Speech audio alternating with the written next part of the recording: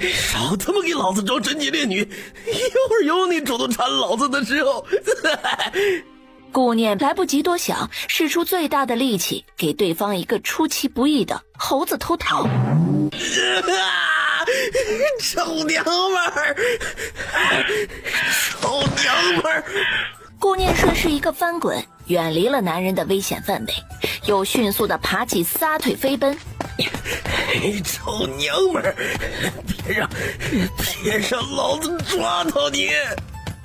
剧烈奔跑之后，顾念觉得口干舌燥，这具身子像是被火烤似的燥热，乱七八糟的记忆一股脑地涌了进来。该死的，老娘定要把你们搅和的不得安生！药效肆无忌惮地在身体内游走，发出不安分的躁动。抬眸间看见前方不远处有一间破庙，他脚步踉跄，扶着门框走了进去。只见地上躺着一个男人，一动不动地盯着他，小腿上插着一支利剑，流出的血液发黑，明显已经中毒，身体不能行动。你受伤了？滚开！嘿嘿，肩头上有毒，得赶紧处理伤口，我帮你拔出来吧。我警告你，你最好离我远一点，否则……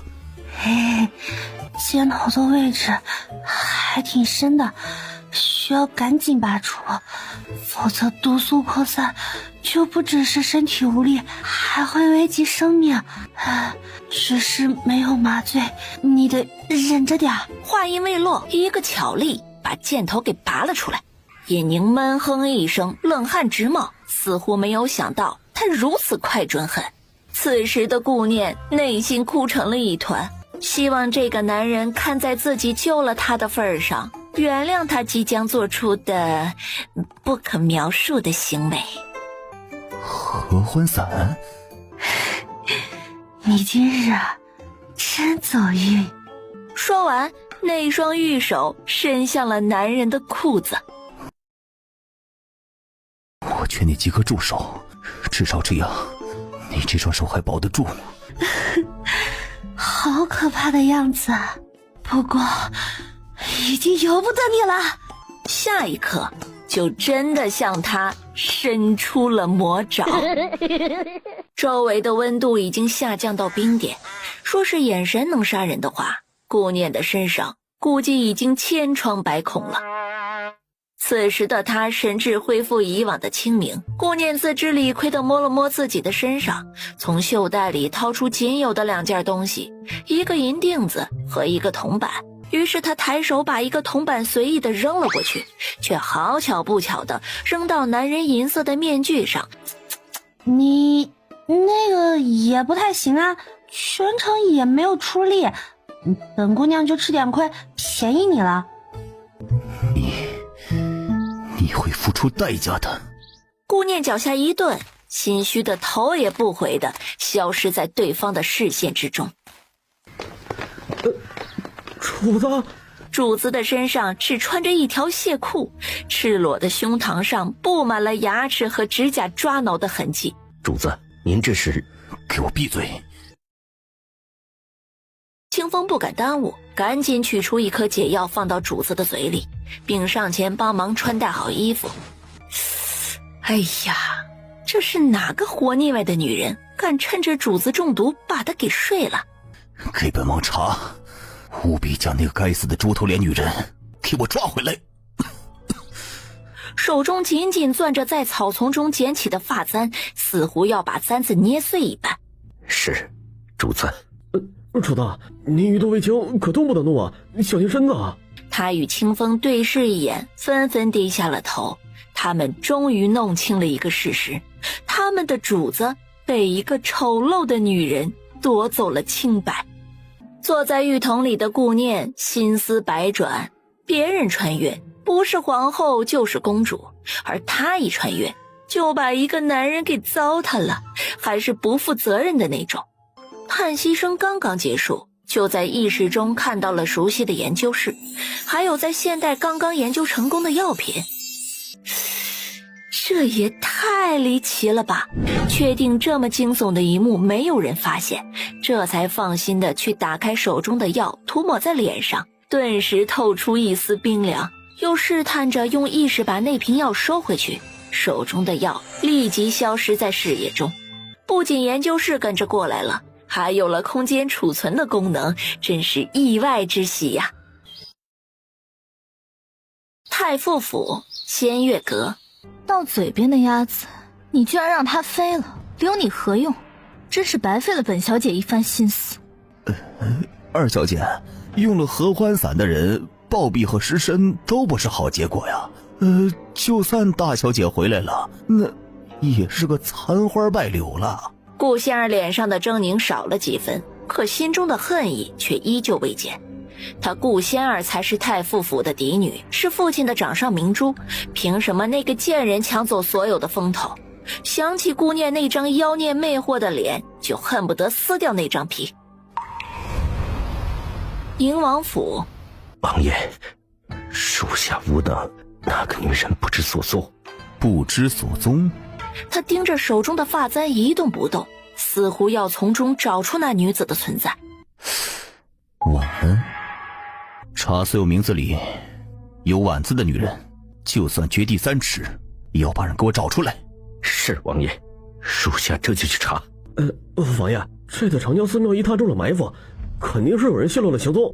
当时属下追出去，发现他们都是死士，没有从那些人口中得到有用的消息，心里主要是着急啊。幸好那个女子替你拔出了毒箭，否则毒液侵入血液，就真的不好解毒了。暗中调查一下府中可疑之人，不要打草惊蛇了。是主子。躺在床上，想起那个猪头脸的女人离开时说的话，从未有过的耻辱感在他心里翻腾着。这该死的女人，此辱必报。哎呀，我们母女多久没有这么亲近了？母亲，女儿以前犯糊涂，识人不清，现在明白了。您还想回去吗？若不是母亲手里还有钱财贴补府中用度，只怕你父亲早已起了休弃我的心思。我对那个太傅府没什么可留恋的，如今唯一放不下的就是你了。罢了罢了，既然不喜欢，那就分开。人生苦短，怎么高兴怎么过。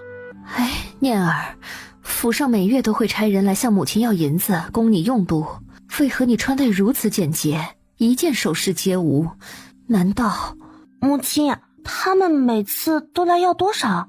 也不算多，就10几万两吧。以前觉得你还小，就依照你父亲的话把钱交给他派过来的人。1个月10几万两还不多？哼，这钱可想而知是进了谁的口袋了。母亲明白，你父亲的那点俸禄养不起整个太傅府，他和同僚之间往来需要大量的银钱，将来你还要仰仗你的父亲，母亲也就只能在银钱上拿捏一下他们了。原来自己是个富二代。那点钱对于母亲来说简直9牛1毛，最值钱也最重要的都在外祖父送给你的簪子里呢。簪子？母亲，女儿只知道那个簪子重要，却不知那簪子的特殊之处在哪里。母亲，女儿只知道那个簪子重要，却不知那簪子的特殊之处在哪里。簪子的隐秘处啊，刻有你的小名婉，这个婉字是你外祖父亲自刻上的，它就如同一枚印章，能在全国所有刘府的产业通用。外祖父真是大手笔啊！这簪子肯定是慌乱逃走时丢的，若是想要找到簪子，就必须要找到被他糟蹋的那个人。想想就头疼，这事儿很难办啊。怎么突然就皱起眉头了？虽说如同印章，但是簪子在外人看来并不贵重，况且也没几个人知道你的小名，你也不用有压力。好的，母亲。看来找簪子的事情需要从长计议了。这最先考虑的是已经失身的事情。经过一晚上的记忆梳理，他清楚了原身从小到大的所有事情。和母亲一起用完早膳，这才不慌不忙地赶回家中。母亲，姐姐一晚上都没有回来，会不会出事啊？仙儿别担心，念儿她一直都有自己的主意啊，大家不要误会，念儿虽然性子放纵了些，可她是个好孩子。太傅府的大小姐原来是这种不要脸的女人。哼，是啊，真是不知羞耻。我看二小姐倒是温柔娴熟，比大小姐强多了。随后顾仙儿又对着人群的一角使了个命令式的眼神。你们不要误会大小姐，我与大小姐是两情相悦，她并不是你们口中不检点的女人，她一夜未归，只是与我在一起。嘿呀，突然出现一个相好的，他怎么不知道？顾大小姐真是不知廉耻，竟然和男人无媒苟合啊！谁说不是呢？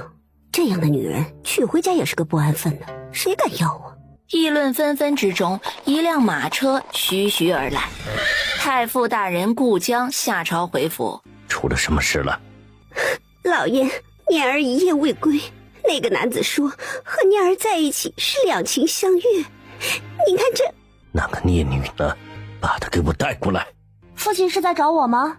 女儿回来了。哎呀，念儿，你怎么才回来呀？你父亲可气坏了，赶快给你父亲道歉，求他原谅。只要顾念道歉了，就能坐实他不检点的事实了。混账东西，还有脸回来！姐姐，你不要怪父亲生气，不是因为你丢尽了太傅府的颜面，只是因为担心姐姐的安危啊。昨日的药就是这个小白莲的妹妹所为，表面温柔无害，内心狼心狗肺。孽女，你那是什么表情？到现在还不知悔改？哼，父亲啊，您询问情况了吗？调查了吗？有证据吗？就这样给我定罪了？念儿，你我两情相悦，这是你赠我的定情信物，你忘记了吗？哎，还不承认呢？证据都拿出来了，顾大小姐不要脸还薄情，看这位公子多伤心呢。顾念，你不是要证据吗？现在还有何话说？我说屋里擦妆帘的布巾怎么不翼而飞了？原来是被有心之人拿走了。这偷东西的人也是个蠢的，拿个擦布巾当宝贝。父亲，您好歹也是当朝一品官员，这个男子穿着崭新干净，实则邋遢脏污，贼眉鼠眼。他就是被人安排来的一个乞丐，是故意污蔑女儿清白的。您早就应该发现了才对啊！难道您是觉得女儿没有分辨是非的能力？难道父亲觉得女儿会喜欢上一个品行不端的乞丐？你原来是乞丐故意污蔑大小姐的。深寨大院里的水太深了，真是委屈了顾大小姐了。念儿，别说了，看把你父亲气的，有什么话给母亲说。打住，我只有一个母亲，她在庄子上住着呢。我和父亲说话，希望你不要插嘴。你既是被他说的脸色难看，袖子下的手攥得泛白。对了，父亲，这是母亲给的10万两银票，女儿昨晚就是在庄子上陪着母亲。这个月府上的用度，女儿直接带过来了，就不用安排人去母亲那里拿了。原来太府都是刘夫人出钱供养着的。哎呀，花着刘夫人的钱，还把人赶到庄子上去住，这不是欺负人吗？难怪大小姐受委屈，母亲都被赶到庄子上去了，留下一个女儿可不是得受委屈。念儿在父亲心中一直都是乖巧的好孩子，父亲还是相信你的品行。都是这个乞丐无故跑到太傅府门前制造混乱，企图污蔑念儿的清白。父亲一定严惩这个乞丐，把他给我抓起来送到官府。冤枉啊，我是真心喜欢大小姐的。压下去。二小姐，救命啊，是你说。来人，给本夫人堵上她的嘴，胡乱嚎叫，别吓着两位小姐。哼，每月10万两银票养着你们这群白眼狼，我早晚要把这些钱全部拿回来。顾念走进念熙院时，玲珑和琥珀已经在院门外等了许久。大小姐，您可回来了？你没事吧？哭什么？我这不是好好的吗？走吧。在这个太傅府中，也许只有这2个丫鬟是和他一条心的。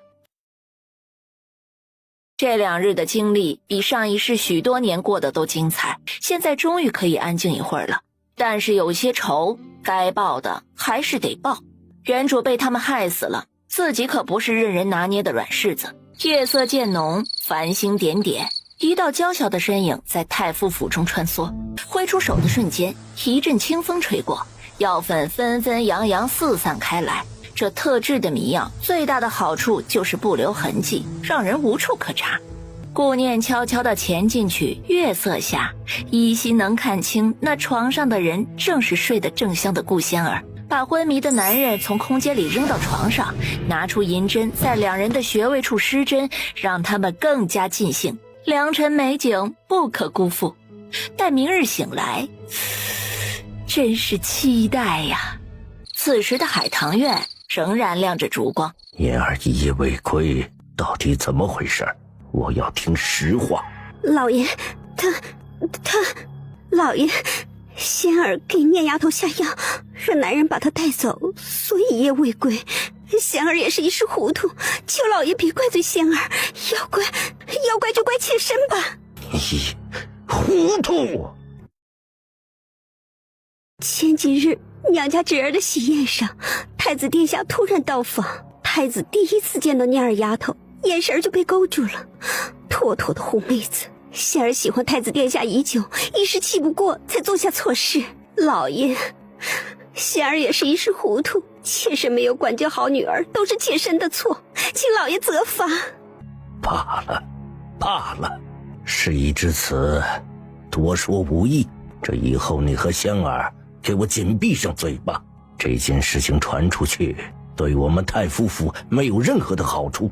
刘氏若是知道了，直接断了府上的经济来源，看你们以后的生活还能不能够如此优越。季氏听到这话松了一口气，只要不追究仙儿的责任就好说，赶紧上前替她更衣，温柔又妩媚。顾江的宽恕也让她整晚极力表现。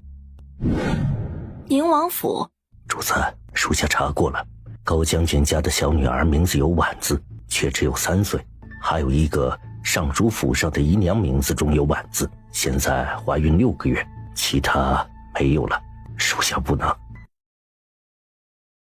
清风说完，悄悄抬眸看了一眼主子的脸色，在主子即将发火之前，赶紧继续禀报。主子真是料事如神，正如您所料，太夫妇不想让顾仙嫁给主子。顾家大小姐顾念现在还是嫡女身份，他们想让大小姐嫁过来，但是属下得到一个奇怪的消息。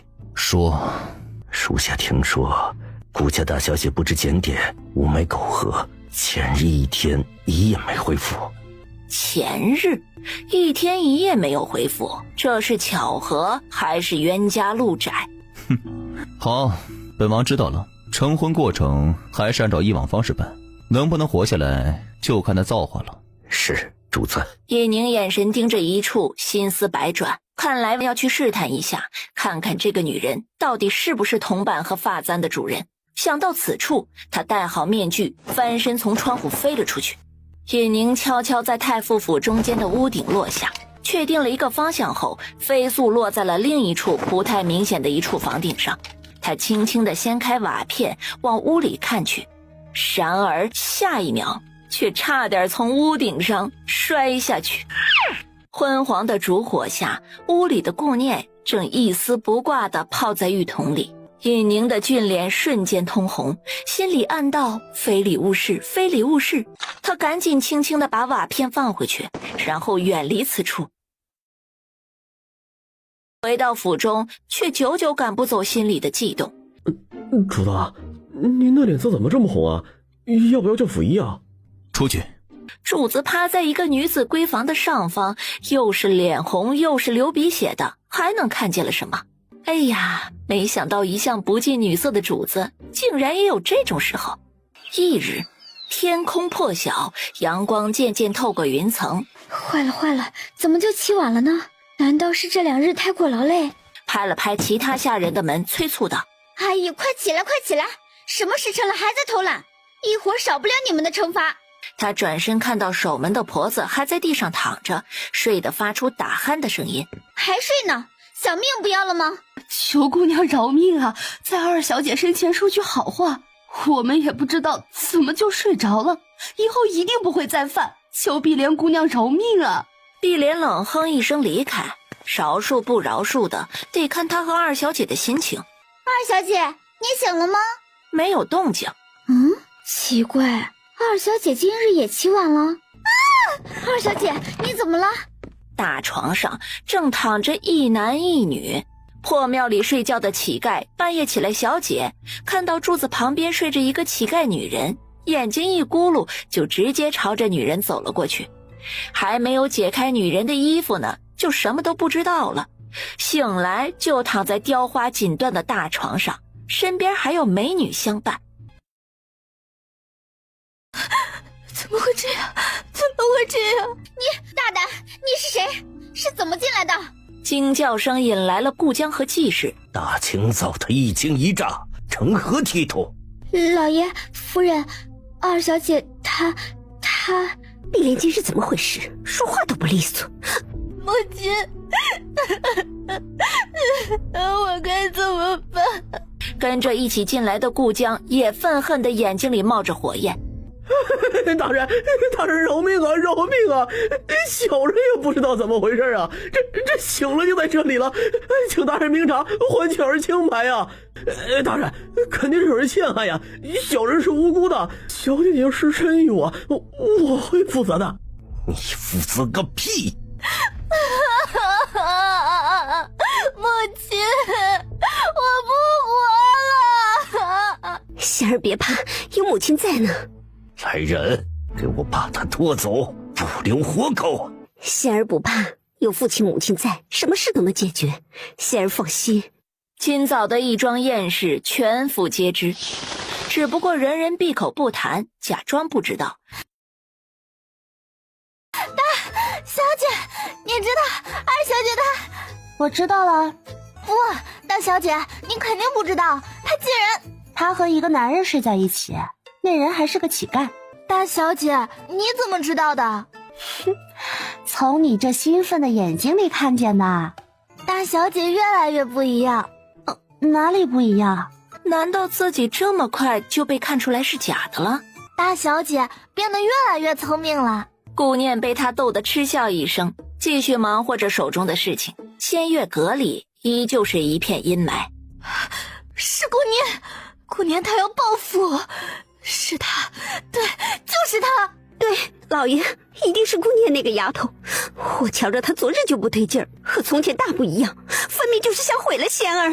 无知妇孺！那乞丐一看就是一个软骨头，威胁生命的情况下，依然说自己一无所知。难道念丫头能把一个男人迷晕扛到太傅府？她一介女子，又是如何在内宅中神不知鬼不觉的将人弄到仙儿的床上？老爷，妾身有办法。过几日是仙儿的祭礼，提前准备吧。还有仙儿的院子里的下人，你知道怎么做吧？妾身明白。他的仙儿一定要嫁入太子府，一定要成为人上人。仙儿放心，以后的路母亲都会为你铺好，你什么都不用担心，一切照旧便可。整个太傅府有人欢喜有人忧。圣旨到，奉天承运皇帝诏曰：此闻太傅府嫡女温婉贤良，知礼博傲，品貌出众，朕闻之甚悦。今特此婚为宁王正妃，下月16完婚，布告天下，贤士闻之，钦此。顾大人接旨吧。这才拉回了顾江的思绪，赶忙接旨。劳烦公公走一趟，请公公喝茶。哎呀，顾大人还真是客气呀。那咱家这就回去复命了。公公慢走。母亲，女儿不嫁，打死我都不嫁。乖女儿，别哭了，哭得母亲心疼啊。母亲一定想办法，绝不会让你嫁给那个病秧子。她教养长大的乖女儿绝不能嫁给一个废人。老爷，仙儿绝对不能嫁给宁王，您不能把女儿往火坑里推呀。嫁进宁王府，女人的下场不是早逝就是寡妇，我的仙儿绝对不能嫁过去。闭嘴！真是胆大包天，什么话都敢说出来。闭嘴！真是胆大包天，什么话都敢说出来。我不管，就算我死，也不会让仙儿嫁过去。父亲，您一向最疼女儿的，女儿不能这样一辈子毁了呀！您帮帮仙儿吧。圣旨上指明了顾家嫡女，还能怎么办呢？难道还能让皇上更改圣旨不成？老爷，还有一位嫡女啊，顾念的嫡女身份一直在族谱上没有更改，谁规定一定是我的仙儿嫁给宁王呢？顾念也是名副其实的嫡女。是啊，父亲，姐姐也是太傅府嫡女，父亲不能偏心吧？况且她是大姐，理应她先出嫁才对。老爷，仙儿以后可是要嫁给太子的，将来有机会入主东宫，定能成为您仕途上的一大助力。念儿那孩子如今变得脾气急躁，性子不好管教，以后如何能帮衬你？倒是仙儿乖巧懂事，以后还是仙儿得用。是啊，父亲，以后女儿都听您的。在季氏母女的轮番洗脑和央求下，她终于轻轻地点了点头。顾念辗转反侧想事情，而暗夜中的仙月阁满地血迹，一片混乱。顾仙儿身边的碧莲吓得浑身颤抖，最终在顾仙儿的维护之下逃过了一劫。如今知道这件事的只有你一个了，若是以后听到二小姐一点不利的传言出来，本夫人就会让你死无葬身之地。谢夫人不杀之恩，奴婢一定紧闭嘴巴。奴婢什么都没看见，什么都不知道。谢夫人大恩大德。你不用谢我，要谢就谢你家主子吧。若不是他求我饶你一命，如今你也和外面那些人一样，只剩一具冰凉的尸体了。以后好好伺候你家主子，报答他的救命之恩。谢谢小姐救命之恩，奴婢谨记您的大恩。谢谢小姐仁慈。好了，起来吧。是，小姐。翌日一早，仙月阁伺候的下人全部换成了新人，一切照旧。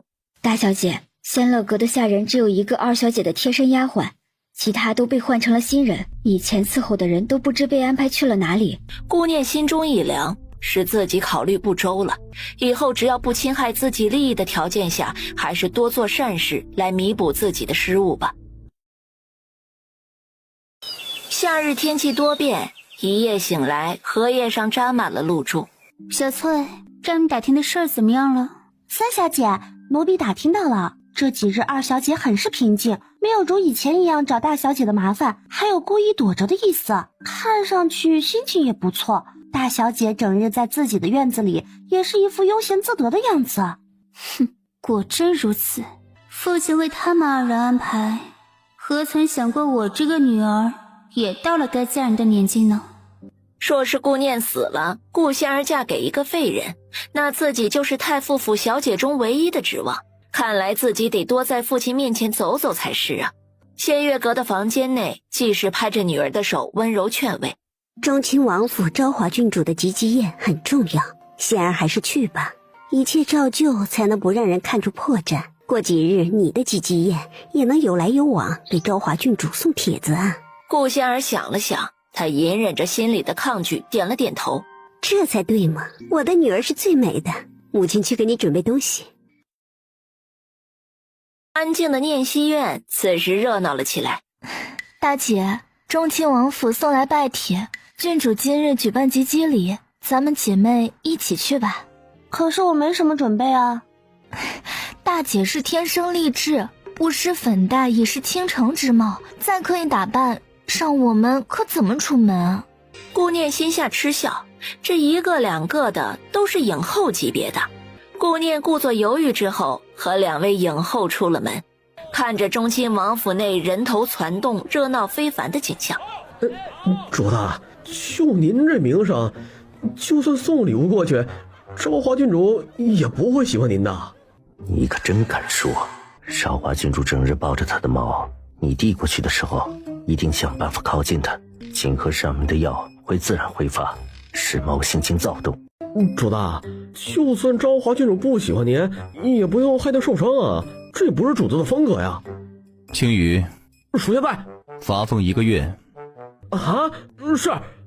主子想从那个特别的包扎手法招来，郡主身边跟着很多武功高手，不会让她出事的。今日的吉吉宴会有京都城内大部分的贵女前来参加，还有那个可疑的顾大小姐，她就不信查不到一点蛛丝马迹。顾念他们三人到的时候，厅堂里已经聚满了人。郡主气质高贵，所有东西在郡主身边都仿佛失了颜色。希望仙儿的礼物郡主不会嫌弃。锦盒打开，顿时发出了一片光芒，好漂亮的东珠，一看就是极好的品质。他顾仙儿怎么会有？该不会是母亲的嫁妆吧？顾念来的时候本就仓促，怔愣的片刻，却收到世家夫人和小姐鄙夷的眼神。他以最快的速度思考着自己有什么是不太值钱，面子上还能过得去的东西。意识在空间内查找一番，还真的被他找到了。这是什么宝贝呀？怎么从来没见过？是啊，看着很贵重的样子，真是美极了。哇，好美啊！顾大小姐，这是什么宝贝啊？本郡主从来没有见过。这个东西的名字叫做天鹅泪，这是我舅舅从一个西域人那里花了大价钱才买到的，目前为止也就只有这么一颗，赠给郡主这样光华霁月之人是再合适不过啦。珍珠，快去准备锦盒，不，要准备上好的金丝楠木礼盒。天鹅泪，真的很美啊！属下也是第一次见的。主子，您一向见多识广，应该知道天鹅泪吧？旁边的清风暗中拧了一下青羽，这货又在找死。青羽，是时候过去了。是，属下这就去。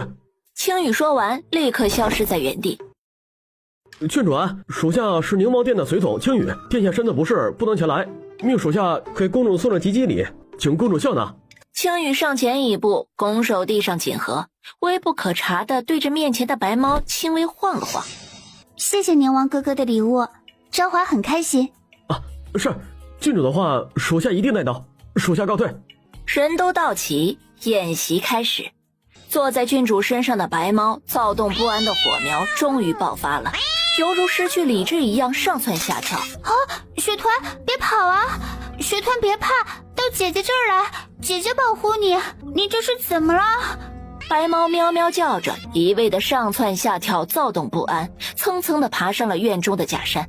假山下很快就聚满了人。别动，你们谁都不能去，会吓到雪团的。本郡主亲自去把她抱下来。侍卫随从们吓得跪了一地，纷纷阻止郡主以身犯险。好了，谁都不许阻拦，否则严惩。本郡主会小心的。看着郡主一人爬向假山，吓得瑟瑟发抖。哎呀，郡主吉人天相，千万不要出事啊！各路大神保佑，各路大神保佑！雪团，姐姐来了，不要怕，跟姐姐回去，姐姐保护你。雪团一个矫健的跳跃离开了原地，郡主被雪团晃了一下身子，开始站立不稳，往下坠落。郡主出事了！护卫眼疾手快，把郡主救了下来。我的手腕好疼啊！御医，快传御医！本郡主若是留下疤痕，你们的手也别要了。郡主的伤口一直在流血，还是先包扎上吧，否则等御医来会失血过多。主子，郡主受伤出乎意料之外，顾大小姐又参与进去，怎么办？不着急。好吧，听主子的，继续观察看看。顾念上前来，蹲在郡主的身旁，看了看伤口，继续道：伤口有些深，而且距离血管很近，郡主还需谨慎对待。想要不留下疤痕，我有办法。大言不惭！李御医，你终于来了，快来看看本郡主的伤会不会留疤。郡主摔得不轻啊，郡主需要好好休养些时日，因为伤口太大，痊愈之后疤痕肯定会留下的。你可是太医院名列前茅的外伤大夫，也去不掉疤痕吗？老臣技不如人，郡主恕罪。留下丑陋的疤痕，我还怎么见人啊？郡主不必担心，我倒是有个办法不留下疤痕，只是不知道郡主愿不愿意试一试。我先帮您把伤口包扎上，把血止住吧。至于要不要我治疗您的疤痕，还是由郡主您决定。不过请郡主相信，我定能让郡主不留一点疤痕。若是医治不好，任凭郡主处置。顾念说着，就把手伸进了袖袋，从空间内拿出医用纱布为郡主包扎。这顾大小姐什么时候会医术了？隐秘处，顾念，浑身散发的冰冷气场，让清风和青羽忍不住打了个寒战，实锤了。青羽在心中默默地为顾念伸出了一个大拇指，赞叹一声：“女中豪杰呀！”姐姐，快向郡主道歉吧，妹妹从来不知你懂医术啊，千万不要耽误了郡主的病情。二姐莫着急，或许大姐真的有办法呢。顾仙儿不可思议地看着拽住自己衣袖的顾灵儿，她这是什么意思？你这么大的口气，老夫倒要问问你用什么方法医治好郡主的伤？缝合术配以针灸，加速伤口愈合，最后以专用药膏去除疤痕。你说什么？缝合，如同缝衣服的那种？差不多是这个道理。缝衣服会有外针脚和隐藏针脚，缝合术也是一样，我会用美容手法缝合隐藏针脚，从外面几乎看不到，最后再去掉轻微的一点疤痕，就能让郡主恢复如初。昭华郡主倒吸了一口凉气，这听着都疼啊。缝合术？难道顾大小姐是传说中诡异的传人？顾念愣了一下，难道这个时代已经有缝合术了？诡异是谁？郡主，相传100年之前有个名叫诡异的人，能生死人肉白骨，缝合术也用得出神入化。若是顾大小姐会缝合术，您的疤痕真的有希望去除。若是疼死跟留疤比起来，我还是选择留疤比较妥当。手术的时候会用麻药，一点疼的感觉都没有，试试就能恢复如初，不是就注定留下丑陋的疤痕。到底要如何选择，由郡主自己决定。真的不疼？保证不疼。好，那就试试。顾大小姐施展缝合术的时候，能否让老夫在旁边打下手啊？可以，我需要一个单独安静的房间。李御医，你去准备羊肠线。他之所以答应李御医帮忙，是为了掩人耳目，得有人配合自己准备东西，否则手术用的东西凭空出现，这也太匪夷所思了。顾大小姐，若是本郡主的手腕留下一点疤痕，本郡主就把你的手给砍了，这是欺骗本郡主的代价。顾大小姐，若是本郡主的手腕留下一点疤痕，本郡主就把你的手给砍了，这是欺骗本郡主的代价。哼，这个万恶的社会，我是仗义相助，还得受到威胁和惩罚，我向谁说理去啊？可以，若是我医治好了郡主的伤疤，郡主该当如何？你想如何？我想要今日二妹送与郡主的东珠。哎呦，真敢要啊！是啊，简直是狮子大开口。郡主医治应该是她的荣幸。这个顾念，没人找他的麻烦，他自己给自己找麻烦。郡主觉得是您的手腕重要，还是一颗东珠重要？若是郡主失去这次去掉疤痕的机会，以后就真的不好去除了。好，郡主，我一定尽心尽力，每天都会过来给你换药，直到你的伤疤去除为止，最多7天，药到病除。姐姐，你不要欺骗郡主，向郡主道歉吧，否则你承担不起后果。聒噪，把他拉出去。是，郡主。到了安排好的房间，顾念趁着李依依快要回来的空档，用麻醉针给昭华郡主注射麻药，并拿出外科缝合用的相关用具。郡主不要乱动，我要开始为你做手术了。顾念进入工作状态后，就变得无比的严肃认真。咦，只有线拉扯的感觉，真的不疼啊？旁边站着等着帮忙的李御医一点忙都没帮上，整个过程满眼都是崇拜和震惊。原来缝合术还可以这样。郡主，你的手腕不要碰水，不要用力，卧床休息，最多7日就能恢复。顾大小姐，本郡主还真没有听说你有这么高的医术造诣。我母亲被降为平妻，逼到了庄子上去，我若是不藏拙一点，早就入土为安了。那颗东珠是我母亲的陪嫁，被二妹拿来送给郡主，可想而知霸占了我母亲多少东西啊！原来那东珠是这么来的呀！哼，真是欺人太甚！本郡主今日就将东珠还给你。多谢郡主。两人说说笑笑出现在众人面前时，所有人都以为看错了。尹宁目光灼灼地盯着昭华郡主那条包扎的手腕上，想起那天那个女人厚颜无耻地脱掉了他的裤子，恨不得立刻捏碎他的脖子，同时又很好奇顾念是否真的这么厉害，能去掉昭华郡主的疤痕。他心里有种莫名的期待，最后冷哼一声离开了。顾念被郡主的豪华马车送回府，刚进府门就对上顾仙儿阴恻恻的眼神。大姐是想害死我们太夫府吗？这么大的事情竟然自作主张欺骗郡主，别给我扣这么大帽子，乱说话才会害死太夫府。他转身迈出脚又收了回来。哼，害死太夫府，这个主意真不错呀，谢谢二妹提点。这个贱人真的变了，比以前装无辜的样子更加可恶。顾灵本想坐山观虎斗，让他们斗得两败俱伤，奈何顾仙儿不中用啊。深夜，房间里灯火通明。主子，府中已经查过了，您住的宣宁院里面负责洒扫的小厮竟然是个会武功的，深藏不露，就是为了探寻府中的动向。此次破庙遭埋伏，也是小厮透露出的消息，只是他宁死都没有说出背后指使，属下办事不力，请主子责罚。哼，一个小厮竟然暗中隐藏在府中如此之久，继续暗中观察什么人和小厮传递消息，以防遗漏之人。是，主子。装病的尹宁不由得想起中敌人圈套那天在破庙的情形，当时无法行动的自己竟然还有些享受。万一属下在，仔细伪装，小心被发现了。下一刻就从窗口飞了出去。太傅府，你们都下去歇歇吧，我也困了。是，小姐。顾念眼瞅着他们退出房间，关上了门，就赶紧进入研究室，准备昭华郡主需要的药水和药膏。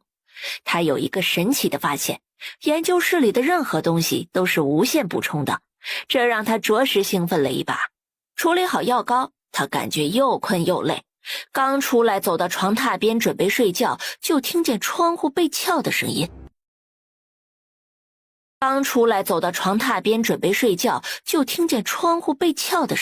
什么情况？半夜入室，难道是采花贼？顾念手中的白色粉末对着他随手一扬，露出了得逞的笑容。本姑娘最近刚研究出来的麻醉散，吸入一点就能全身麻痹，你是第一个用到的，是不是很荣幸？哼，确实很荣幸，只是你听没听说过有种武功叫闭气啊？你没事？尹宁眉梢上挑，银色的面具泛着冷光，展现在顾念的面前。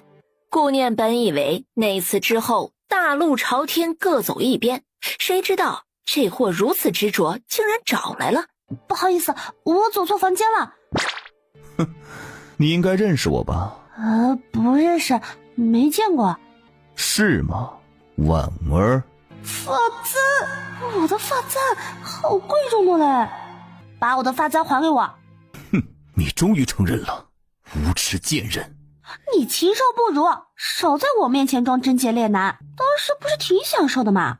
再说了，你委屈，我比你还委屈呢，我这身体可还是个雏呢，要不是中了那种不要脸的药，哪能便宜了你啊？你真是在找死。谁知下一秒，一只有力的大手掐住了他的脖子。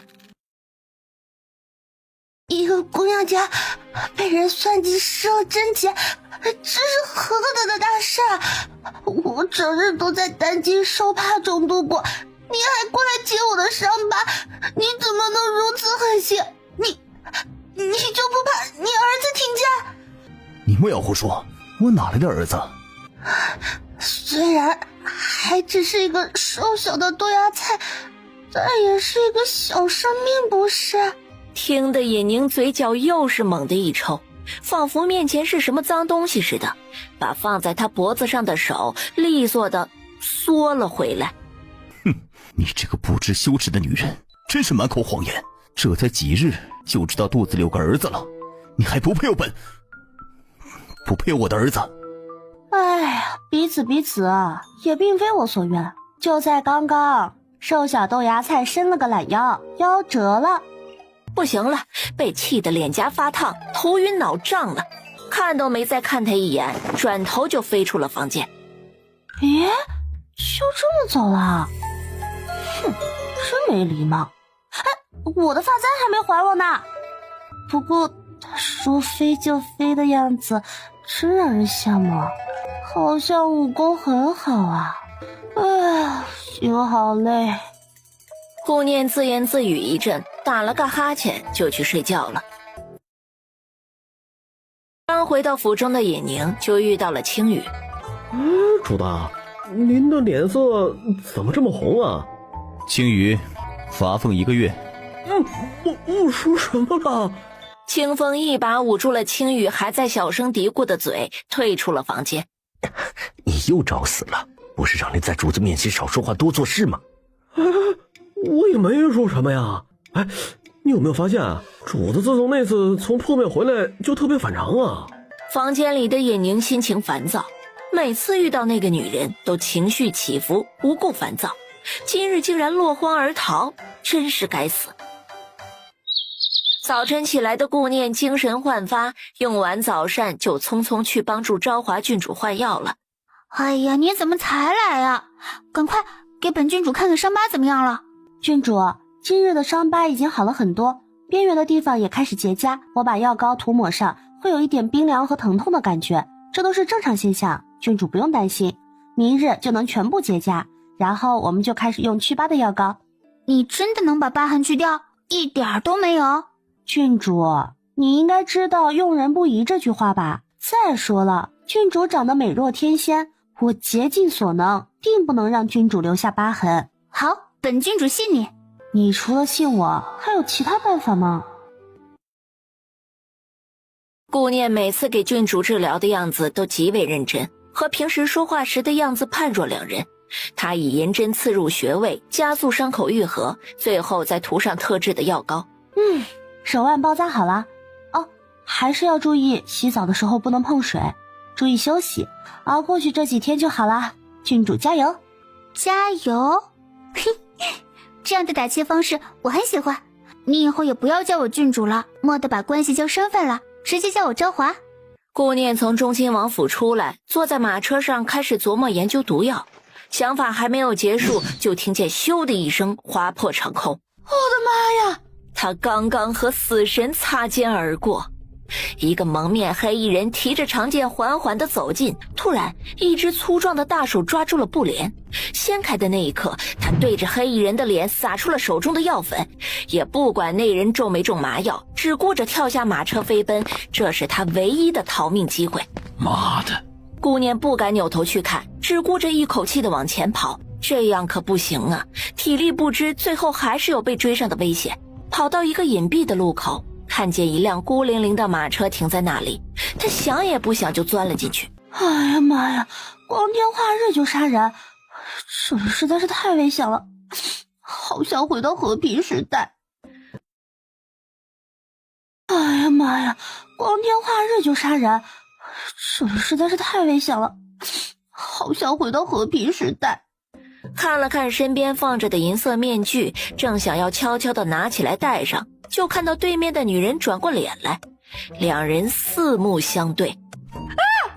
你以为马车里没有人，转过身后对上一双带着隐忍恨意的眼睛，着实吓了他一跳。你这是怎么回事？一声不吭的在背后偷窥一个女子，是可耻的行为。他默默地把深色的银色面具藏到身后，此刻不能暴露身份，哪个身份都不能暴露。怪不得一声不吭，原来是个哑巴呀。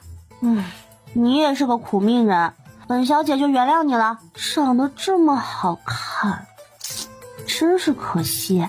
尹宁被他的话气得嘴角狠狠地抽了抽。太子殿下，那两个人就是往这个方向跑的。给我仔细的搜，千万不能让他们跑了。清风和青羽看着追来的人，他们必须把人引走，否则主子多年的隐忍就白费了。太子殿下，他们在那边，赶紧去追啊！一定要把人抓到。给对面张嘴想要说话的顾念做了一个虚的动作，又指了指外面。马车的外面，太子阴狠的目光定在了隐蔽路口的马车上，然后悄无声息地走了过去。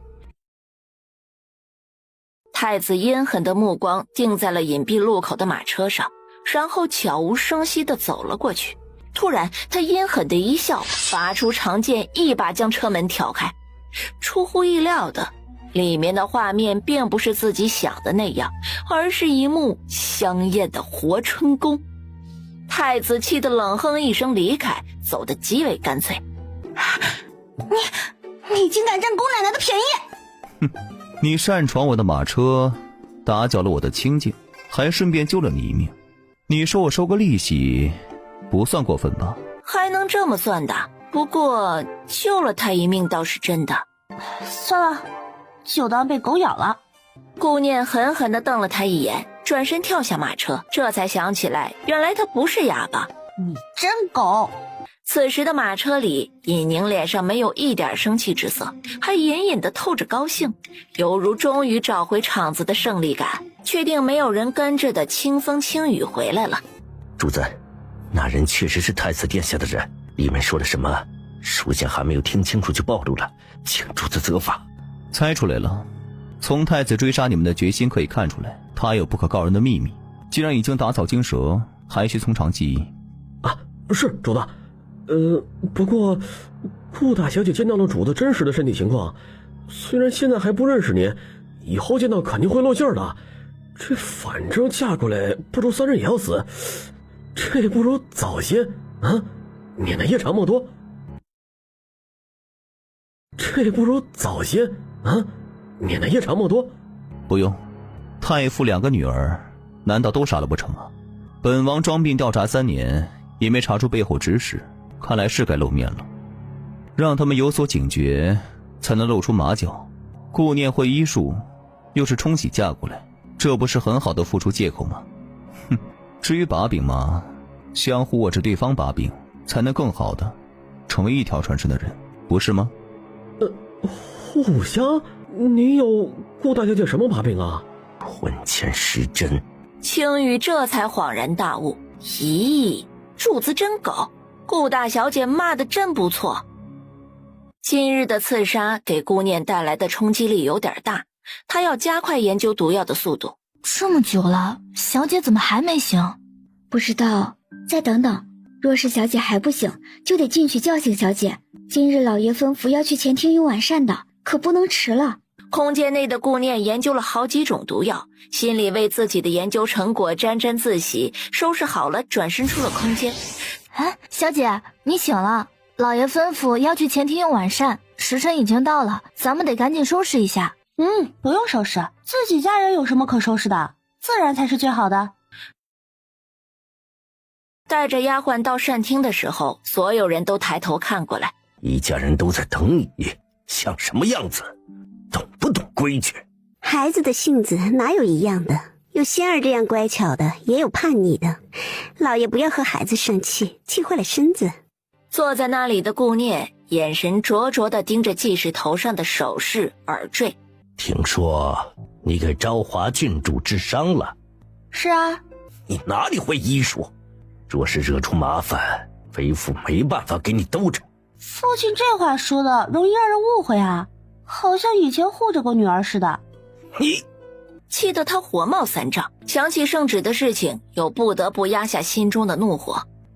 事已至此，只能走一步看一步。再说说你成亲的事儿。打住！什么叫我成亲的事情？你什么时候给我定下的婚事？他娘的真被老娘猜中了！这2个老货一直都在打老娘的主意。圣旨已经下了，岂有更改的机会？念儿，宁王可是皇上很喜欢的皇子，虽然有些体弱，你嫁过去也是宁王正妃，身份地位水涨船高，父亲也是为你好。体弱？相传都快进棺材了，这老货还说是体弱，为了把自己往火坑里推，真是不遗余力呀。你嫁过去也是宁王正妃，身份地位水涨船高，父亲也是为你好。还有这么好的事啊？顾江看着她的表情，心中一喜。唉，女儿没这个命，自己几斤几两我还是清楚的。女儿资质平平，哪里配得上宁王这样高高在上的人物？只有二妹这样温柔体贴又多才多艺的女子，才和宁王是天生一对呀。你是大姐，自古都是以长为尊，你的婚事之后才能是仙儿。可别，以前怎么对女儿，如今照旧就可，突然的主动示好，女儿承受不起。在家从父，出家从夫，为父的话你无需反驳，安分待嫁吧。冷着脸命令完事情就甩袖离开了。回到仙月阁的顾仙儿听说顾念在路上遭到了刺杀，谁这么得力，竟找人刺杀？讨厌他的人还真是不少，可惜啊，让他活着回来了。是啊，小姐，大小姐的性子惹得很多人不喜，遇到不测再正常不过。二小姐这样温柔娴雅的性子才是最讨喜的。小姐，三小姐来了，让她进来。小姐，三小姐来了，让她进来。二姐，妹妹今日得了一盆花，听说名字叫紫菱渊，还是稀有的品种。妹妹对花草没有研究，恐养坏了如此好的花，想着姐姐娴静温柔，应该喜欢，还是送到姐姐这儿来比较妥当。放哪里吧，妹妹真是客气了，咱们姐妹之间就应该关系密切，相互扶持。姐姐说的是，妹妹一定与姐姐多加亲近，常来常往。哦，对了，听说这紫菱渊有静心凝神的功效，对睡眠效果很好，但是千万不能和驱虫的香料放在一起，否则会产生毒性，一旦中毒会全身发痒，引起红疹，最后溃烂，挺吓人的。姐姐要注意避开些，只利用它的优点就好。顾仙儿越听越觉得这是个好东西，正愁着怎么整治顾念呢，打瞌睡就有人递枕头了。顾灵眼角余光悄悄观察着对方的变化，希望没有白费功夫。今日的刺杀也没有成功，他开始有些坐不住了。大姐嫁入宁王府，二姐也会被父亲安排嫁给太子，到时候自己的婚事被夫人拿捏，就真的没有翻身的机会了。小翠，安排你哥哥的事情都安排好了吗？小姐放心，早就安排好了。好，咱们先逛逛园子，稍后再去看大姐。刚从膳厅出来的顾念带着丫鬟往自己的院子走，突然一个身影闪过，对丫鬟做了个噤声的动作，就脚步加快跟了上去。顾念远远地看着那个黑衣人的身影，怎么都觉得无比的熟悉。原来杀手是顾仙儿的人。大小姐，您怎么了？没事，我看错了，回吧。回到念熙院里，顾念定定地看着镜子里的自己。你们说逃跑和假死哪种逃婚方法比较好？小姐，您在说什么呢？那可是圣旨啊，岂能由你说逃跑就逃跑的？圣旨怎么了？家里不是还有一位嫡女吗？我跑了让她嫁呀，等顾仙儿成功嫁入宁王府，我再回来就是了。小姐，这么大的事情让您说出来跟出去玩似的，太冒险了，不妥不妥。确实不妥，是我想的太简单了。我跑了的话，母亲不是也得跟着受连累？万一真的惹怒了龙颜，我和母亲都在9族之内呢。哎呀，我还得再想想。两个丫鬟对视一眼，都摇摇头，感到无语。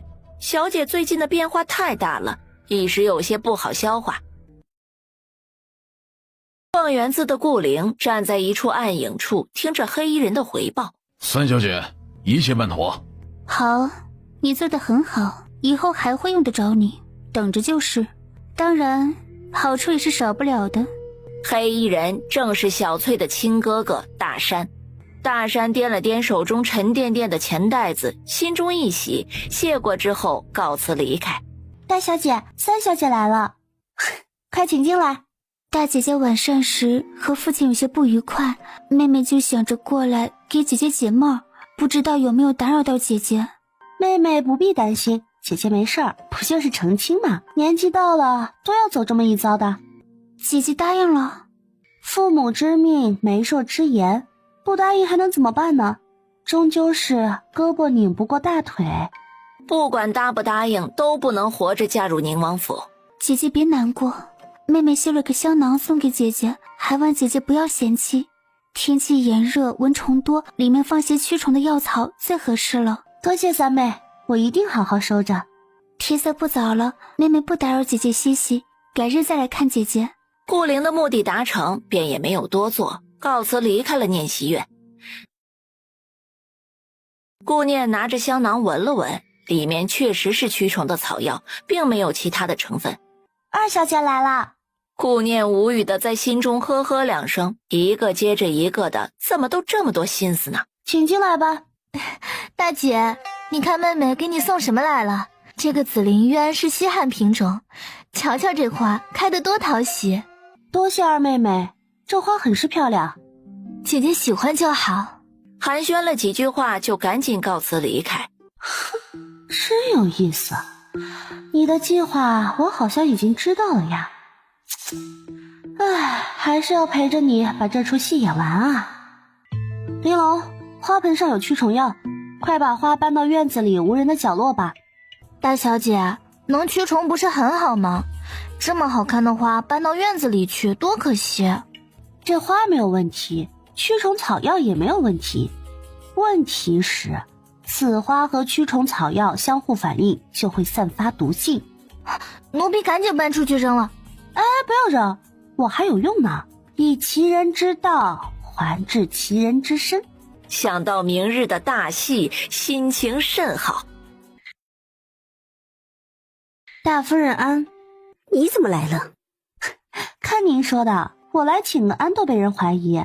既然被您看出来了，那我就直接说了吧。昨日新得了一盆紫菱鸢，很是名贵，希望大夫人喜欢。送花不是最重要的，请夫人帮忙才是最重要的。想让我帮什么忙？我的婚事啊，你也知道我不想嫁入宁王府，您帮忙向父亲说些好话，别让我嫁过去了呗。你是真傻还是装傻？你觉得我会去说？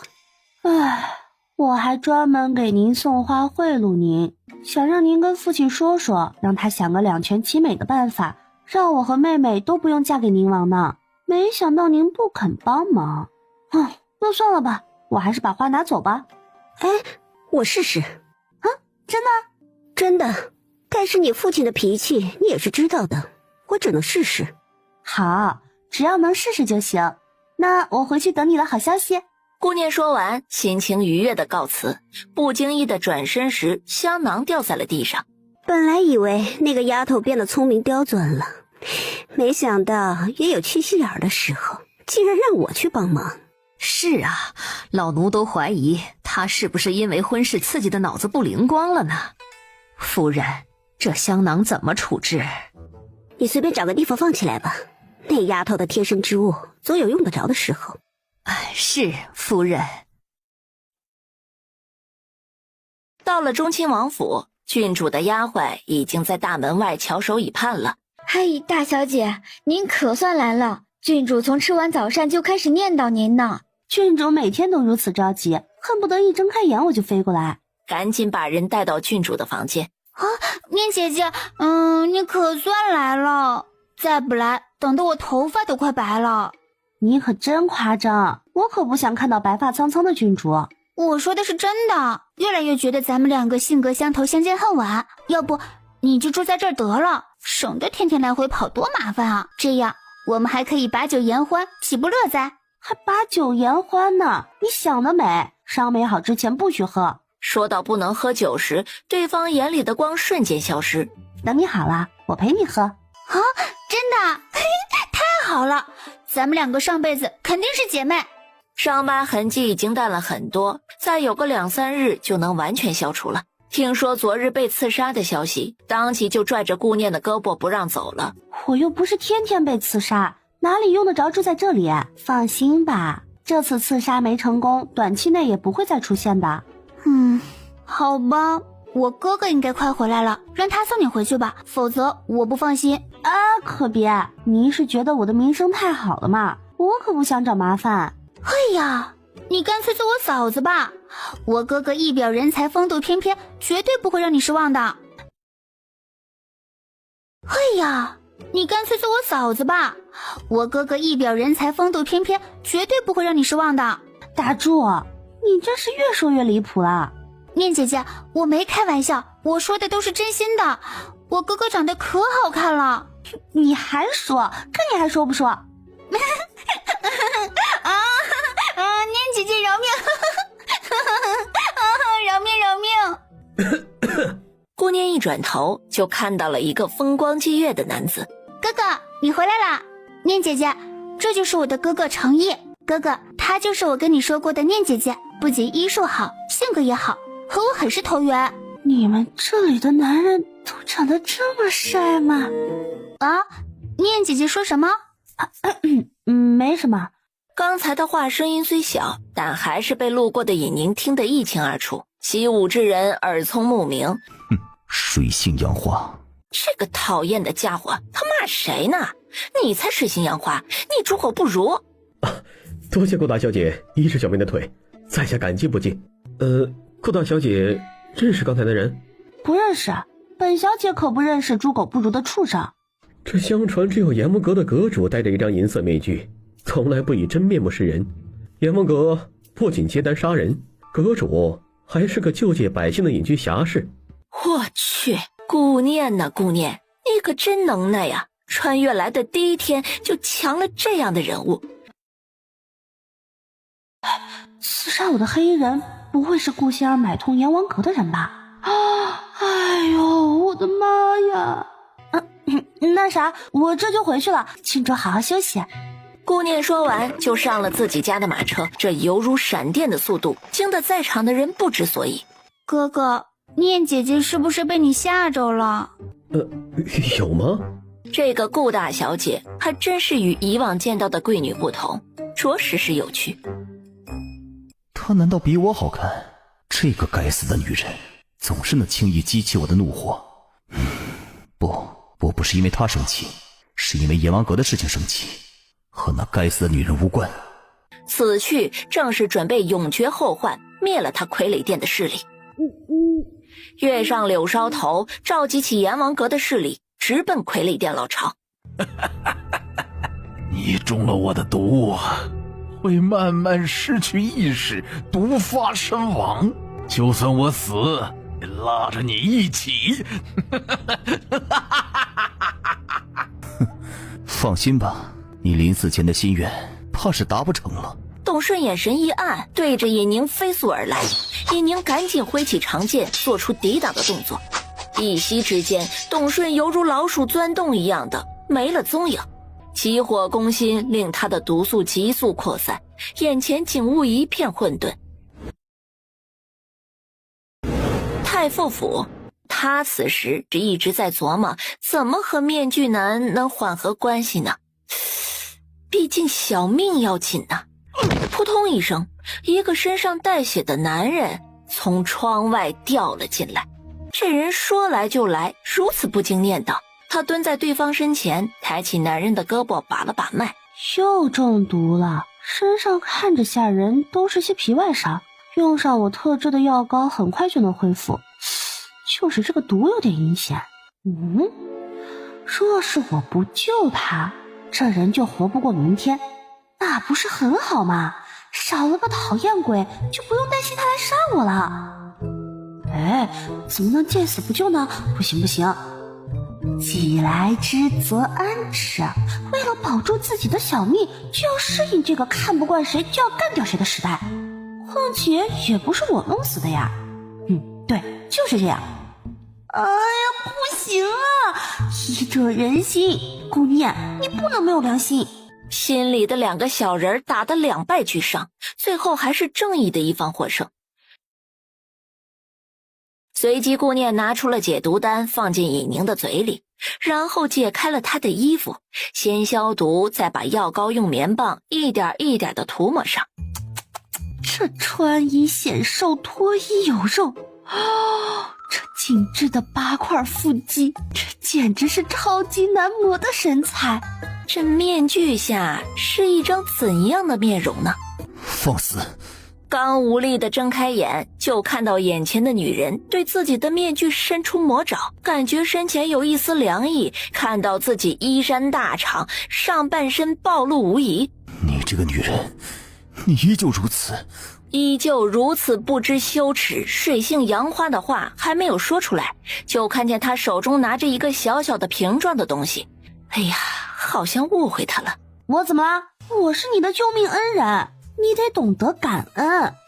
再说了，你身上有哪里是我没见过的？哼，请救命恩人擦一擦嘴角的口水。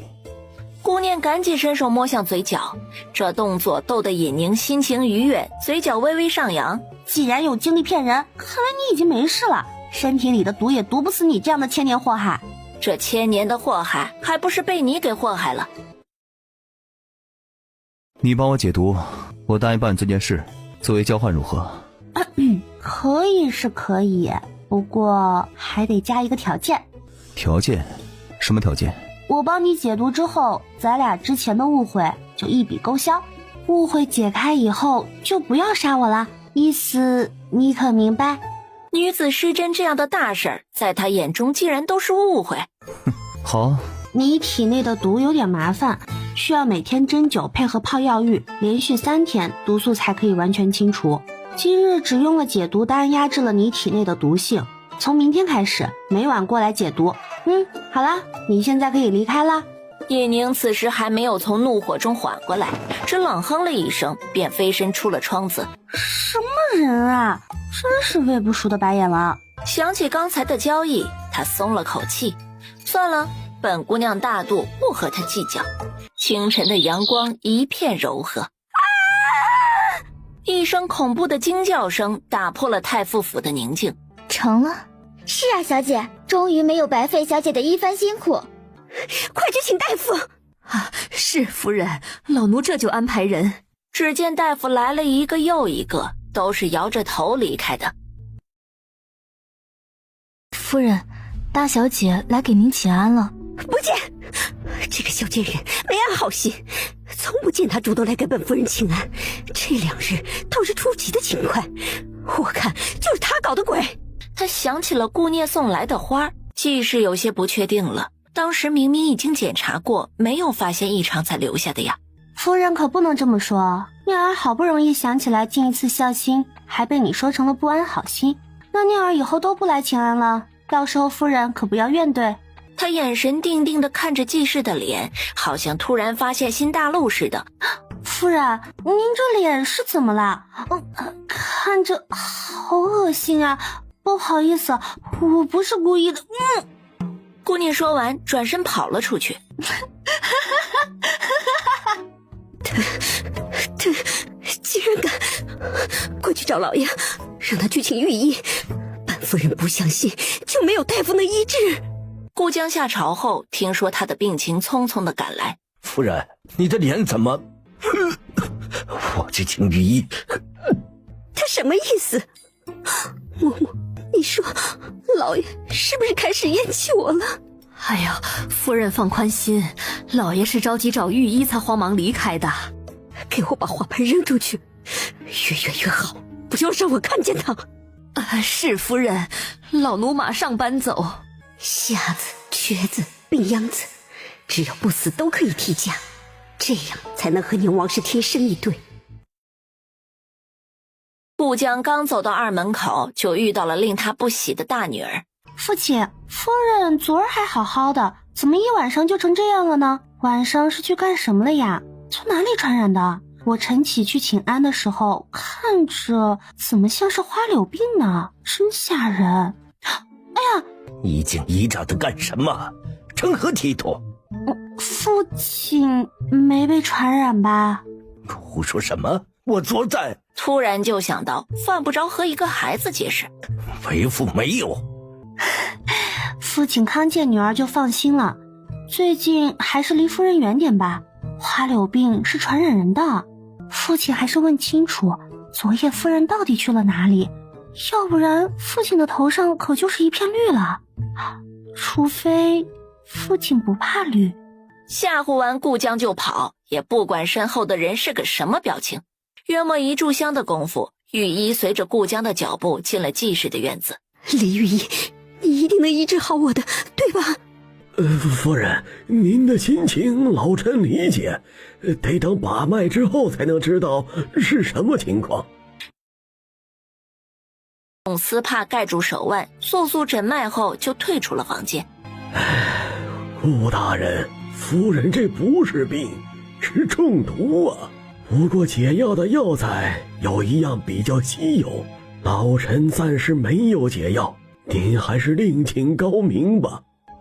李御医，您再仔细看看，您都无法医治，那就真的没希望了。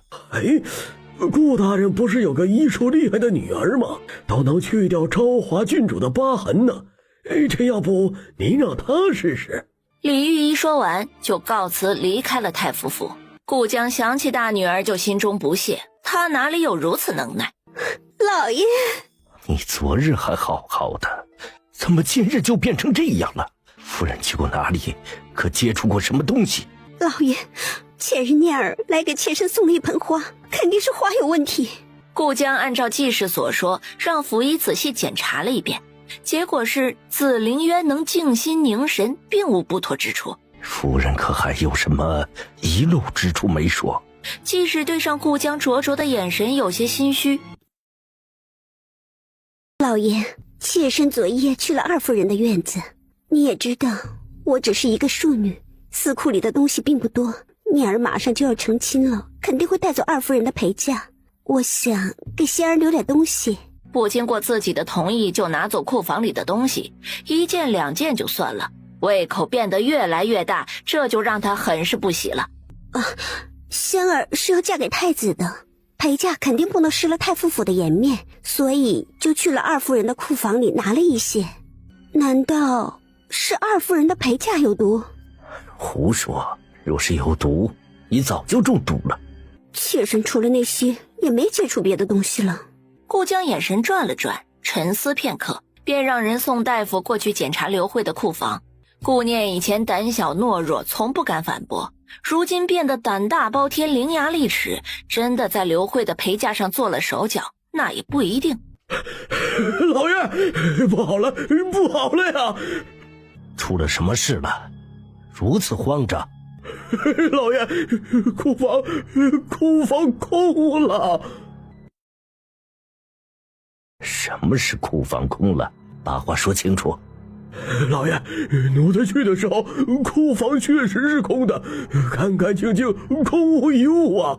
真没想到，夫人竟然这么大的野心，哪里有毒？连东西都没有了，还怎么查？贼喊捉贼，别以为顾本柔弱，我就会既往不咎。管家，迅速派人去查。是，老爷。老爷，不是妾身，真的不是妾身拿走的，请老爷明察。办公库房是要很大动静才能做到的，妾身哪有那么大的能耐？请老爷一定要相信妾身啊！去传大小姐过来。是，老爷。听到老爷的命令，管家匆匆离去。大小姐，老爷说让您去海棠院呢。大小姐，看管家的模样不像好事，您要小心点儿。没事儿，本小姐等的就是这一刻，她不来才令我失望呢。放心吧。顾念在琥珀的耳边嘀咕了几句，就带着玲珑走向海棠院。父亲找我？你去整理你母亲的陪嫁了？没有啊，我母亲的陪嫁怎么了？你这个小贱人，害我中毒，又把刘氏的陪嫁搬走来陷害我，小小年纪怎能如此恶毒？你说什么？我母亲的陪嫁丢了？父亲，母亲不在府中，陪嫁却不翼而飞，她得多伤心啊！到底出了什么事？家里遭贼了吗？为父还没有查清楚，先不要告诉你母亲，平白让她担心。还是父亲想的周到，但是母亲的陪嫁都是极为贵重的东西，要尽快找到才行。父亲，贼人敢进太傅府偷东西，这么大的事情，还是报官比较妥当。不行，不行。季氏虽然没有搬走库房里的东西，但是他房里的东西确实有刘氏的陪嫁。老爷，不好了！老爷我好得很。不是啊，老爷，京兆府尹李大人来了。李大人跟随琥珀的脚步进了院子，正往这边走来。哦，女儿过来的时候，听说家里出了大事，心里害怕，就吩咐人去找了李大人。父亲不要怪罪念儿，念儿也是为了咱们府上着想。顾江被这个不省心的女儿气得眼珠子都快瞪出来了。李大人，府上遭贼，把我母亲的陪嫁偷了个干净，把父亲给气得眼睛都出了毛病，小女心疼不已。李大人，您一直公正严明，破案神速，还望李大人帮小女找回丢失之物。顾念说完，又回到父亲身边劝慰。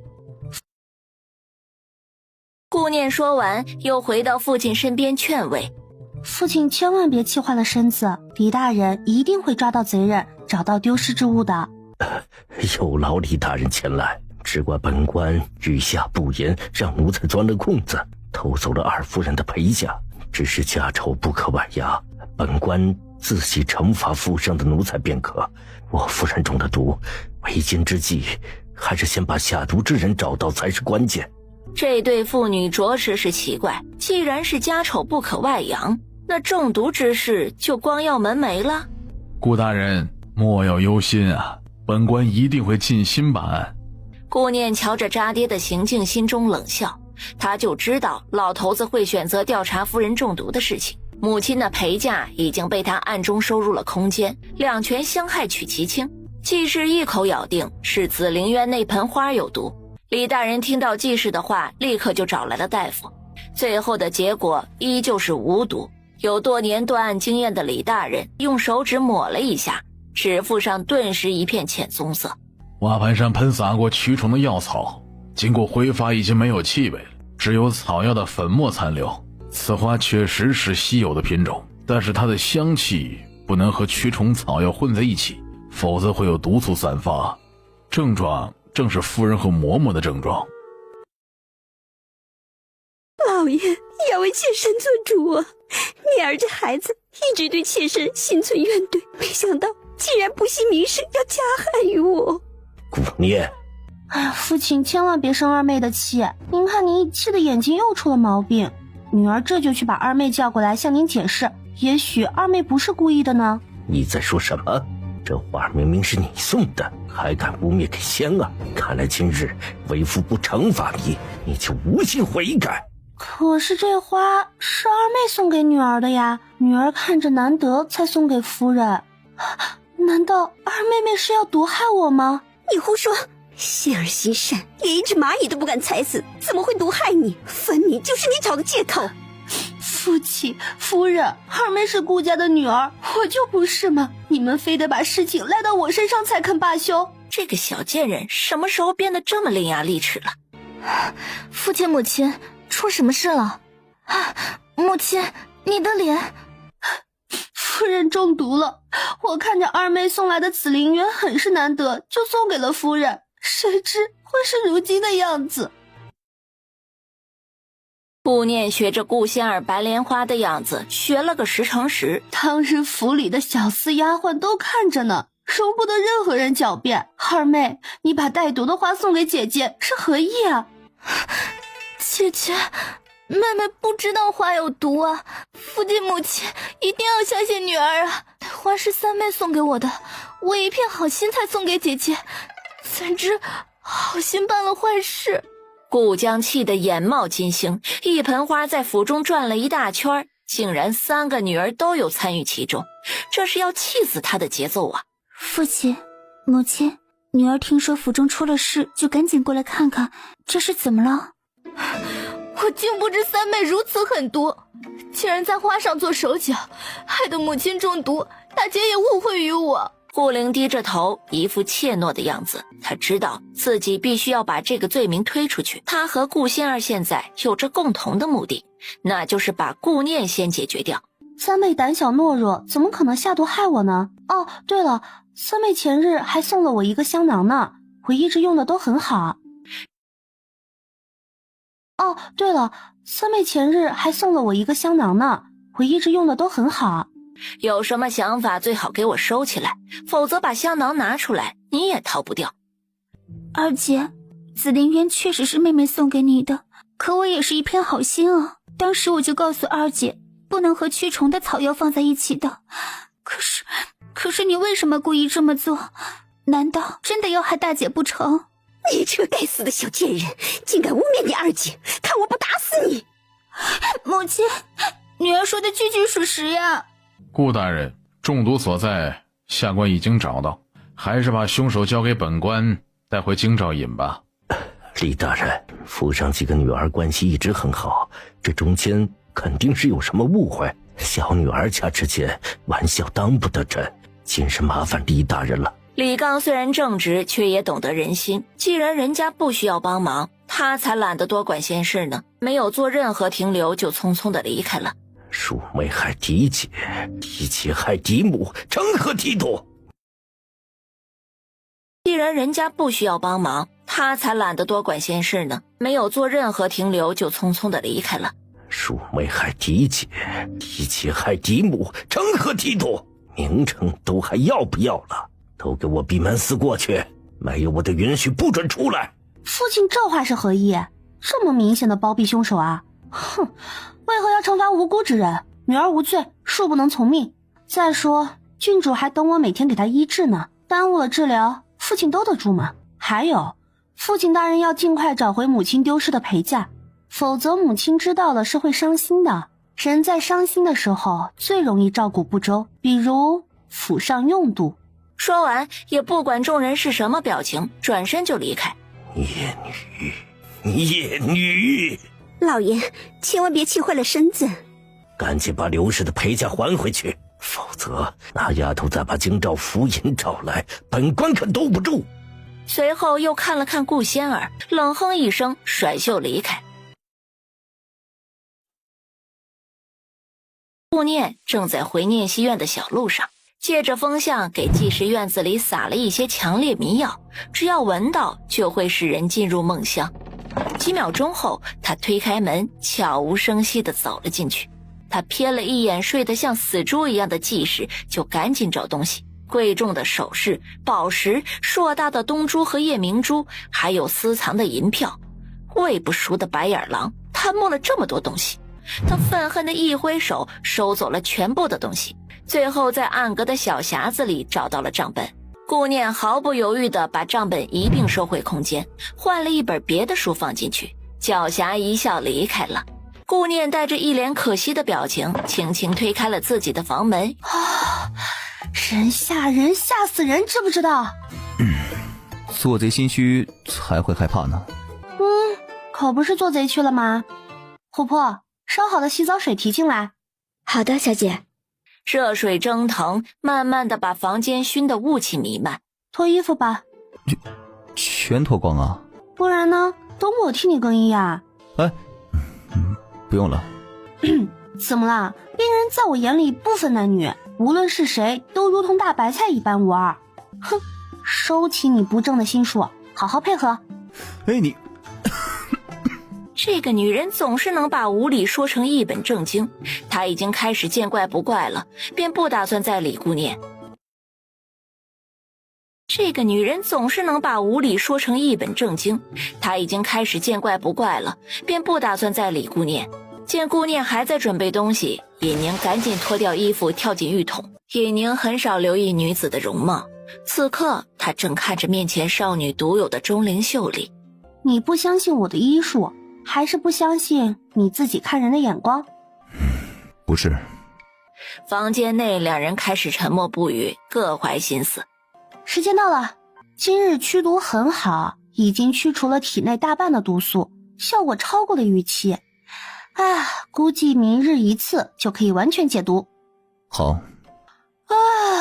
慢走不送。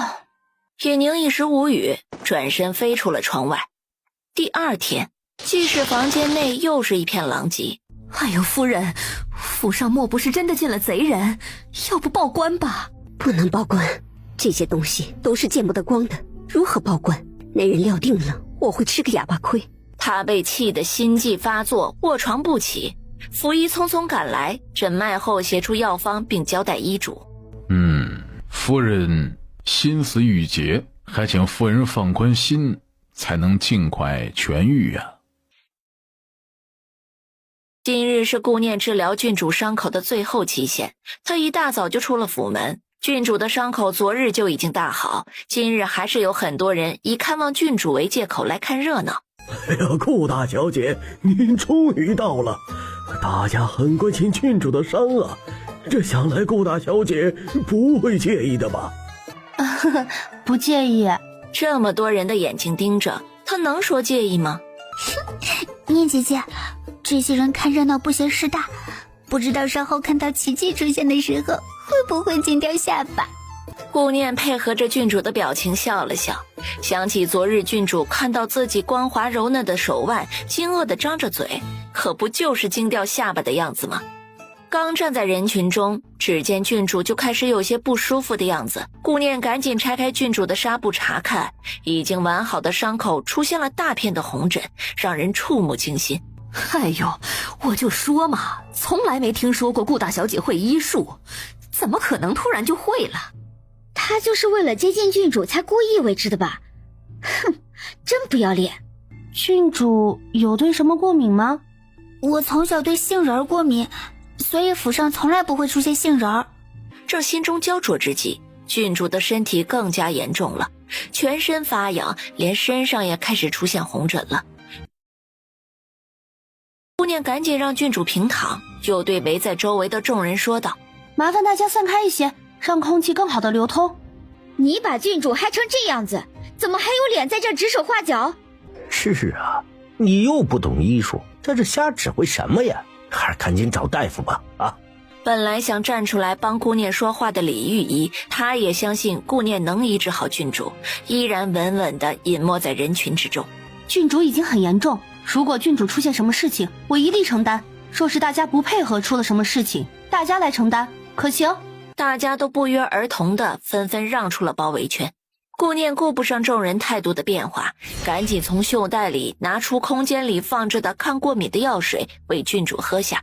啊，郡主这么快就恢复如初，太神奇了！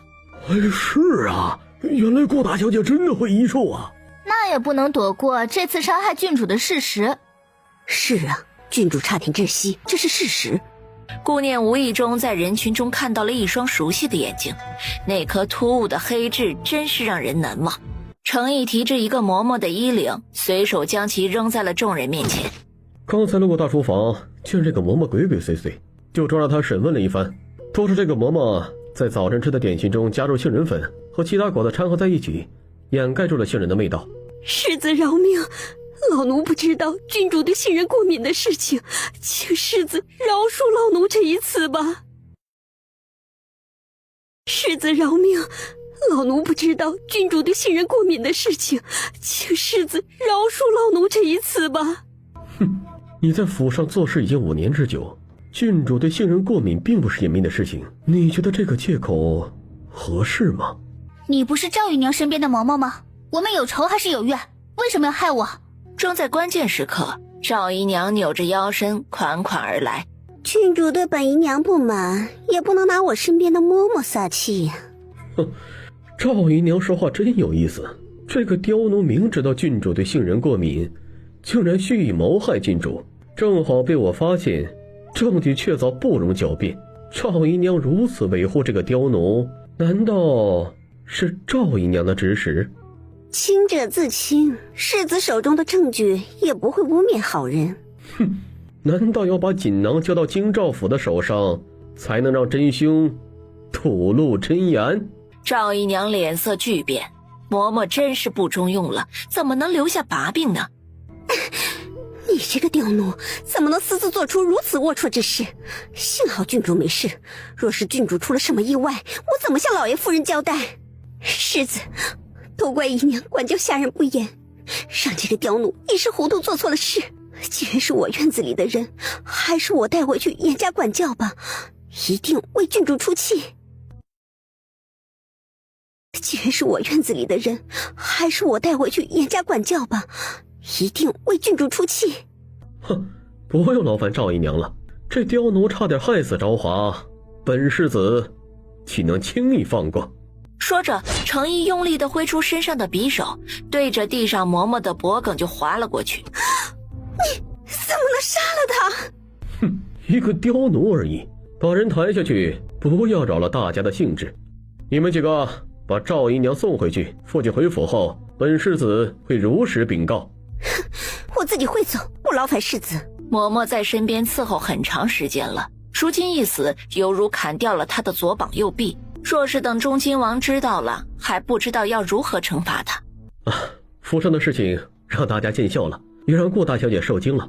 本世子很感谢顾大小姐救了昭华一命，也是大小姐一说了得，才让她的伤疤恢复如初。顾大小姐以后就是我们忠亲王府的恩人。世子言重了，我和郡主一见如故，理应如此。也感谢世子为我澄清。事情平息，热闹看完，众人心服口服。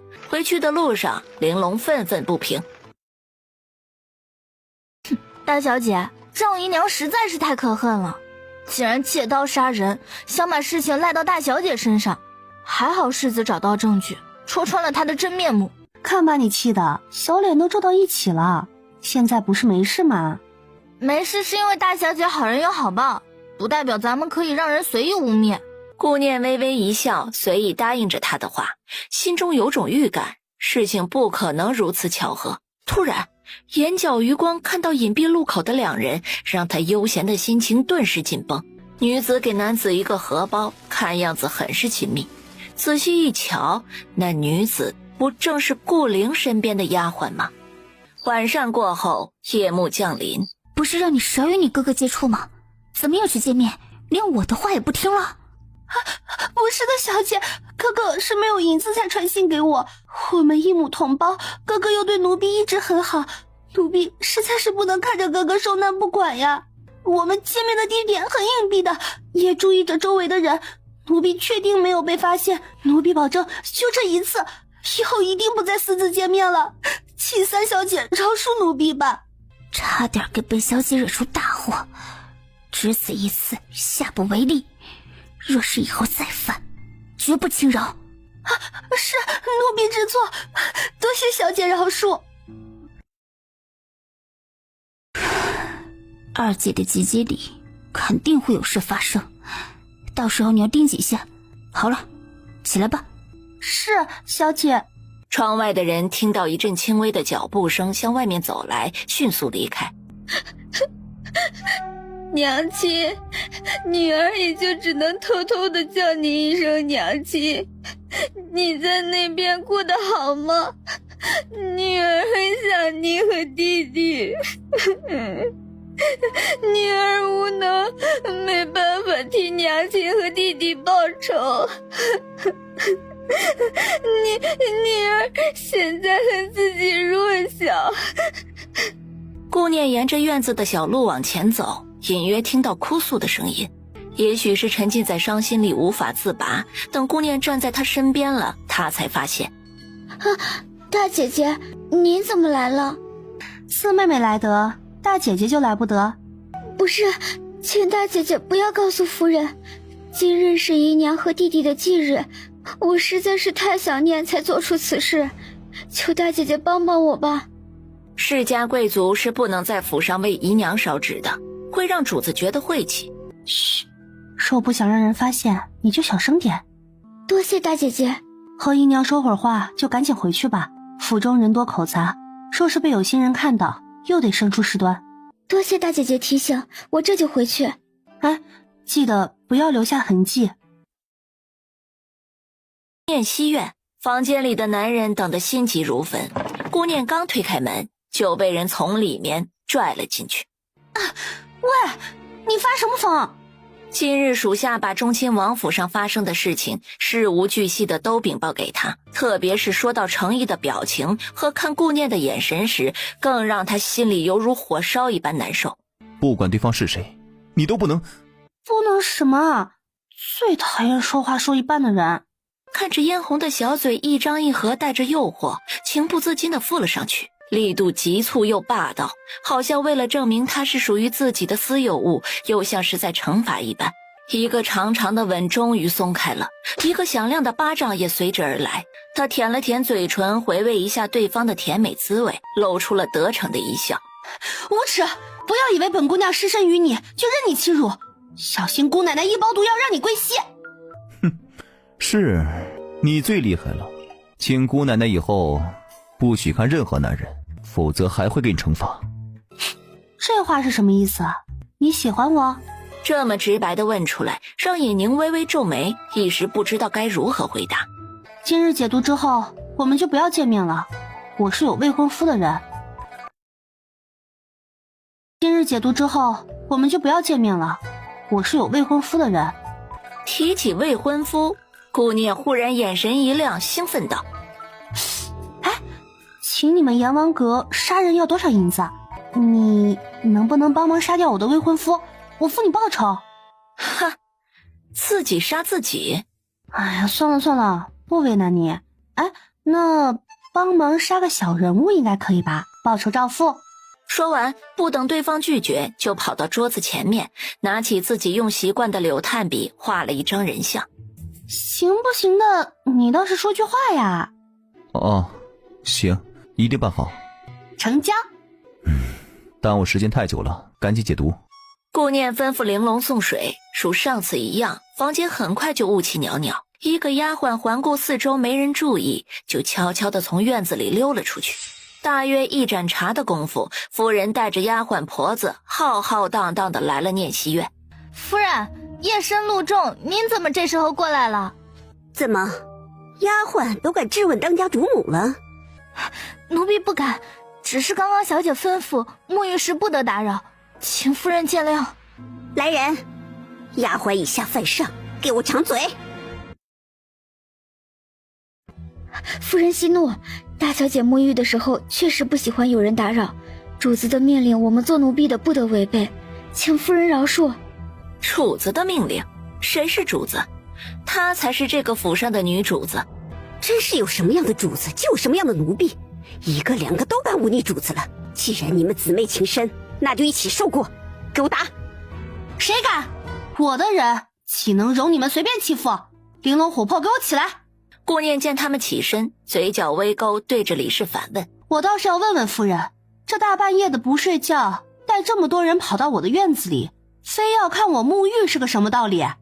听说有个刺客跑向了后院，而且是念熙院的方向，本夫人甚是担心，过来看看大小姐是否安然无恙。来人，为了大小姐的安全，给我仔细的搜。这架势哪里是在找刺客，分明是在捉奸呢。本小姐的房间岂是你们说搜就能搜的？以后让本小姐怎么做人？今日有我在，谁都别想往我身上泼脏水。季氏阴狠地笑了笑，有气势又怎样，能抵得过他们人多势众吗？后面的奴仆开始纷纷上前，顾念一副万夫莫开的模样，来一个打一个，来一个打一个，那巴掌声在寂静的夜晚甚是响亮。巴掌声在寂静的夜晚甚是响亮。给我一起上！收到眼色命令的丫鬟悄无声息地跑到顾念的身边，故作一个不稳，对着门就摔了过去。门被撞开了。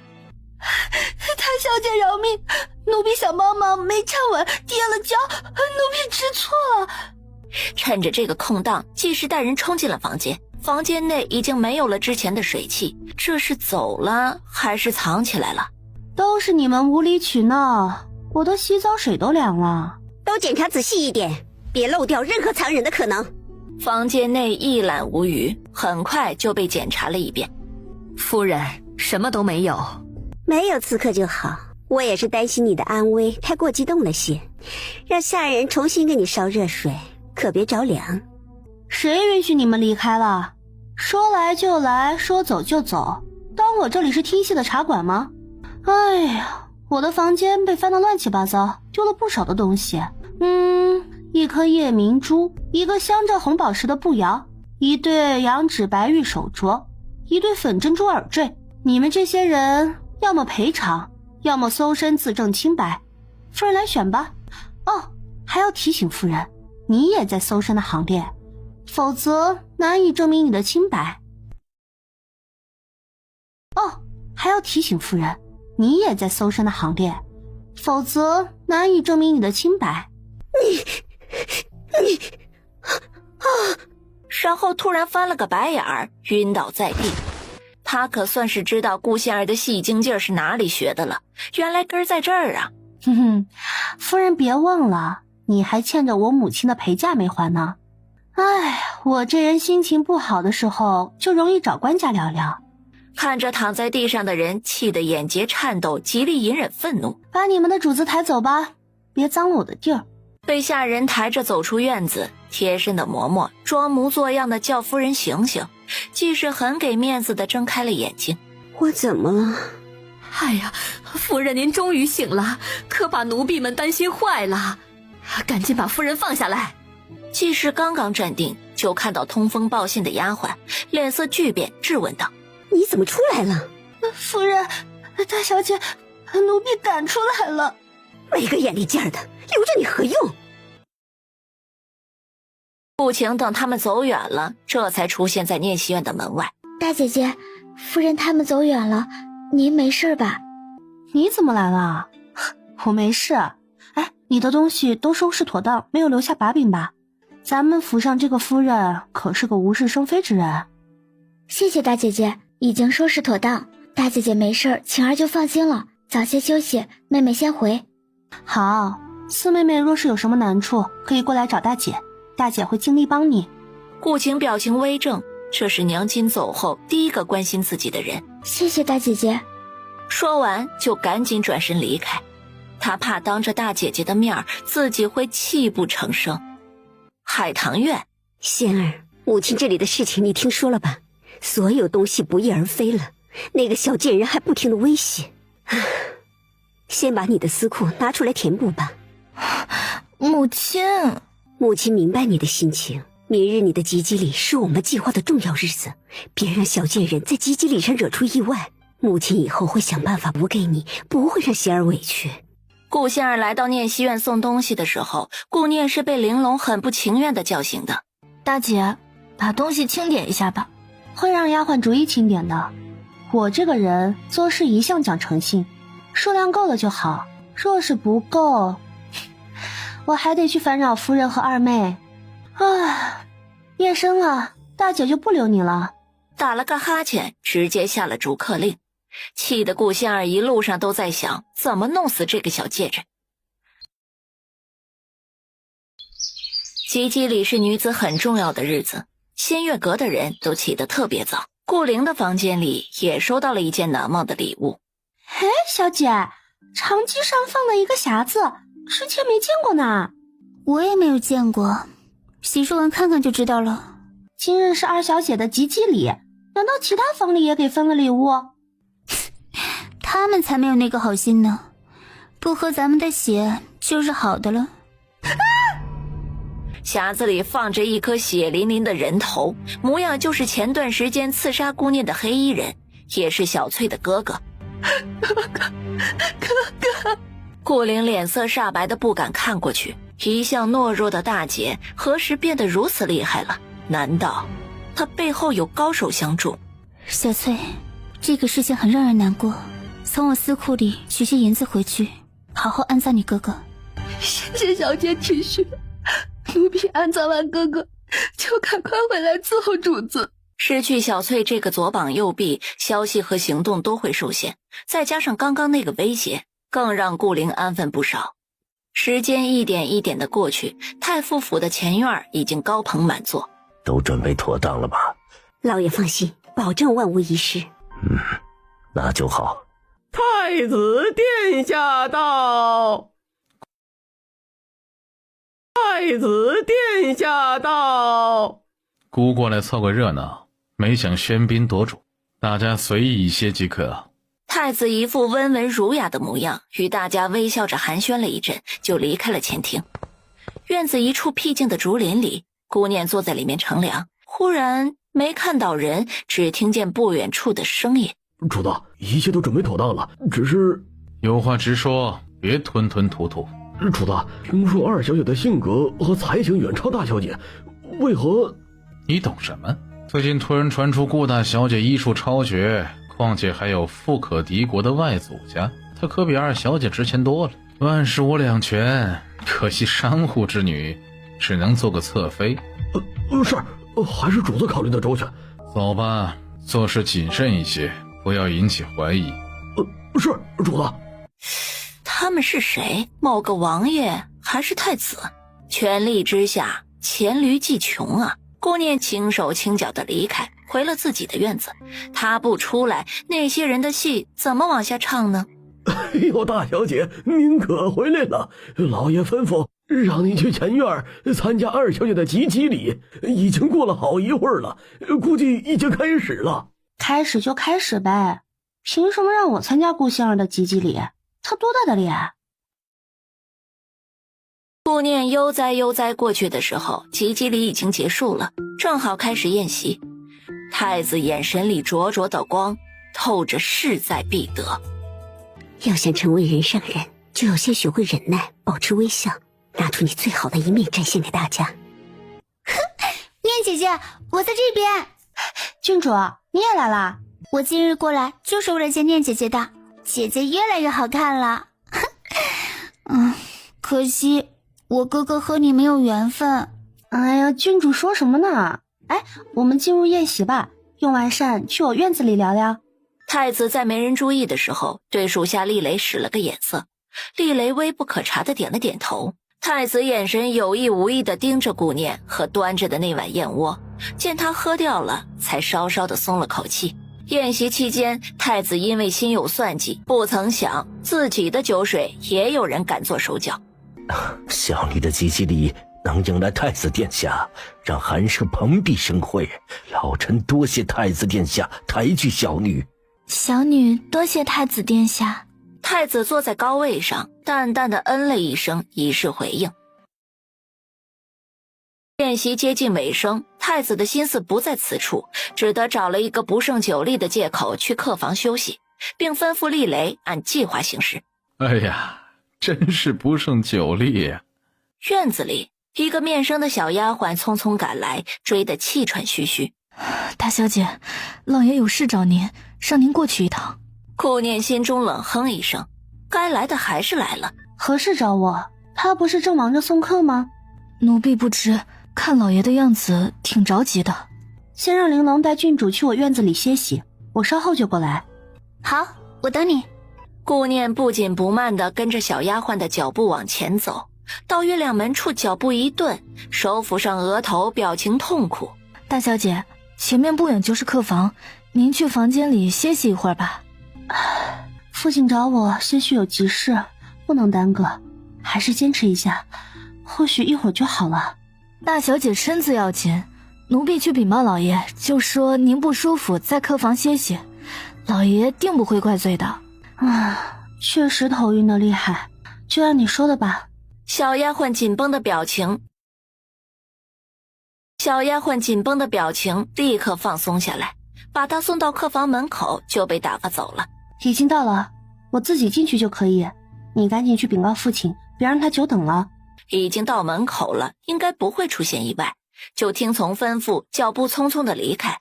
顾念嘴角微勾，喝那碗燕窝的时候就知道里面加了东西，和之前用袖子遮掩吃下了一颗解毒丸。此时他脚步匆匆回了念熙院，至于房间里的太子，他可不管，谁中招谁倒霉呀。刚离开，就有两个轻微的脚步走近。仙儿，母亲已经为你安排妥当，你一定要把握好机会。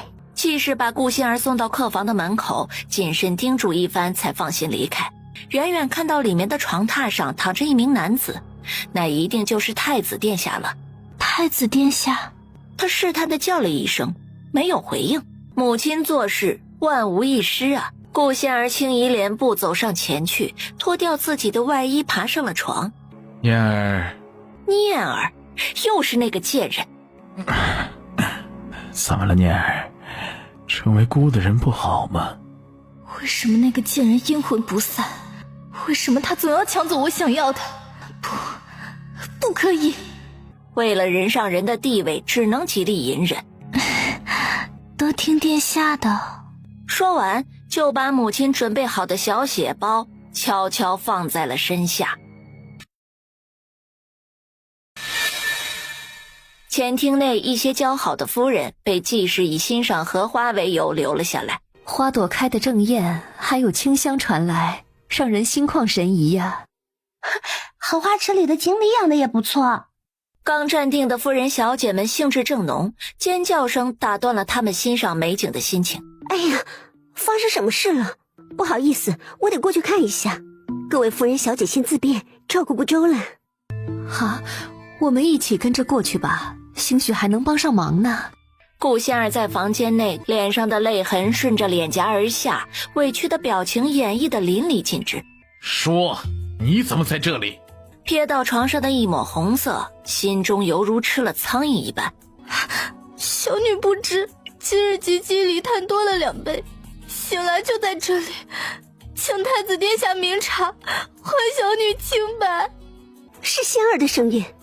仙儿，怎么了？告诉母亲。咣当一声，门被大力的推开。哎呦天哪，里面不是顾二小姐和太子殿下吗？这也许是误会，仙儿和太子殿下是清白的，大家不要乱说。大胆，竟敢擅闯姑的房间！大胆，竟敢擅闯姑的房间！都散开！太子殿下在此，谁敢造次？太子殿下饶命，臣妇只是太过担心女儿的安危。一直在前院等结果的顾江装模作样的匆匆赶来。贱内也是爱女心切，才做出冒犯之事。求太子殿下恕罪，只是小女以后如何嫁人？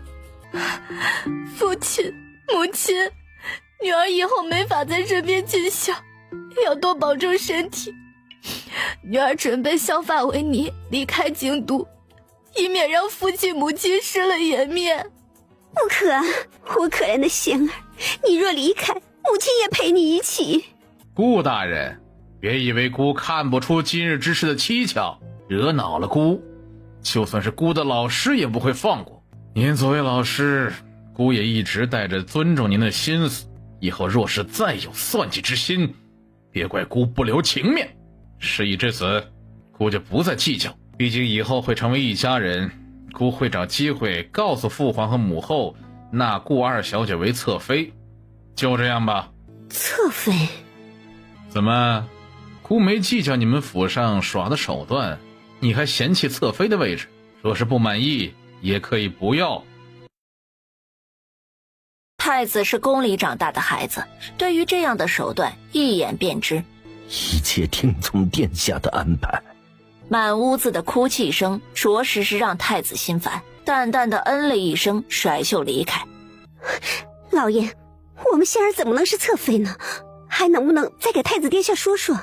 无知妇人，小心祸从口出。今日之事已是万幸，太子殿下是何等聪明之人。再说侧妃怎么了？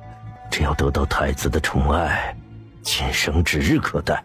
日后太子登基，仙儿就是人上人。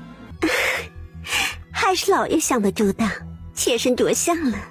宁王府，清风禀报了太傅府上发生的事情。敢觊觎本王的女人，太子世间日子过得太安逸了吗？清风清雨两人站着一动不动，确定主子对顾大小姐是认真的。把传信人的尸体扔进太子府，在暗中派个人混进去，盯着太子的一举一动。是主子。哎，等一下，那个本王有个朋友，他很困惑，已经定亲的女子，且很有好感，但是女子不想嫁给他，总想躲避他，该怎么办？哦，这是我一个朋友的事情，本王帮他问一下。什么朋友的事儿？主子有几个朋友，他们还不清楚吗？主子，属下没和女人接触过，实在不懂女人心，属下无能，没办法帮助主子的朋友解惑。主大，这是属下知道，您以送聘礼为由，同时送进几个人，一边能教导下礼仪，一边能盯着他，以免在朝官间出了差错。哎，青羽这个主意不错，求赏。高兴之余，他突然想起，竟忘了一件事情：聘礼。本王成婚好几日啊！回主子，还有3日，就是您和顾大小姐的大婚。什么？婚礼近在眼前，为何没人提醒本王送聘礼啊？主子，您以前伺候那几位王妃不曾送过聘礼，您还说送聘礼等于肉包子打狗啊？这本王何时说过那么无耻的话呀？分明是你们两人办事不力，误解了本王意思。快准备聘礼送太傅府去，要足够的聘礼，大张旗鼓送过去，让金嬷嬷带2个会武功的丫鬟一起过去。哎，对了，告诉花公公，安排府中的人赶紧准备起来。本王不能行拜堂之礼，但给他一个盛大的成亲礼还是要的。主子终于开窍了。衣袖试了试眼角溢出的泪珠，颇有一种自家孩子长大了的欣慰。不知花公公前来有失远迎，洒家今日前来是替主子送聘礼的。季氏听到消息过来，看到院子里摆满了聘礼，看得他眼花缭乱。这么多贵重之物放在院子里实在不像话，宁王送的聘礼怎能怠慢？赶紧让人清点一下，入库稳妥，是吧，老爷？顾江很想答应，他看花公公的脸色，见花公公没什么表情，他有些拿捏不准。宁王娶的是顾大小姐，这聘礼当然也要送到顾大小姐的院子里。宁王想得周到，不仅送了聘礼，还送了1个嬷嬷和2个丫鬟。这一来呢，是为了教导大小姐皇家礼仪，二来也是为了帮助未来王妃管理私库。毕竟王府的钟会是要交到王妃的手中。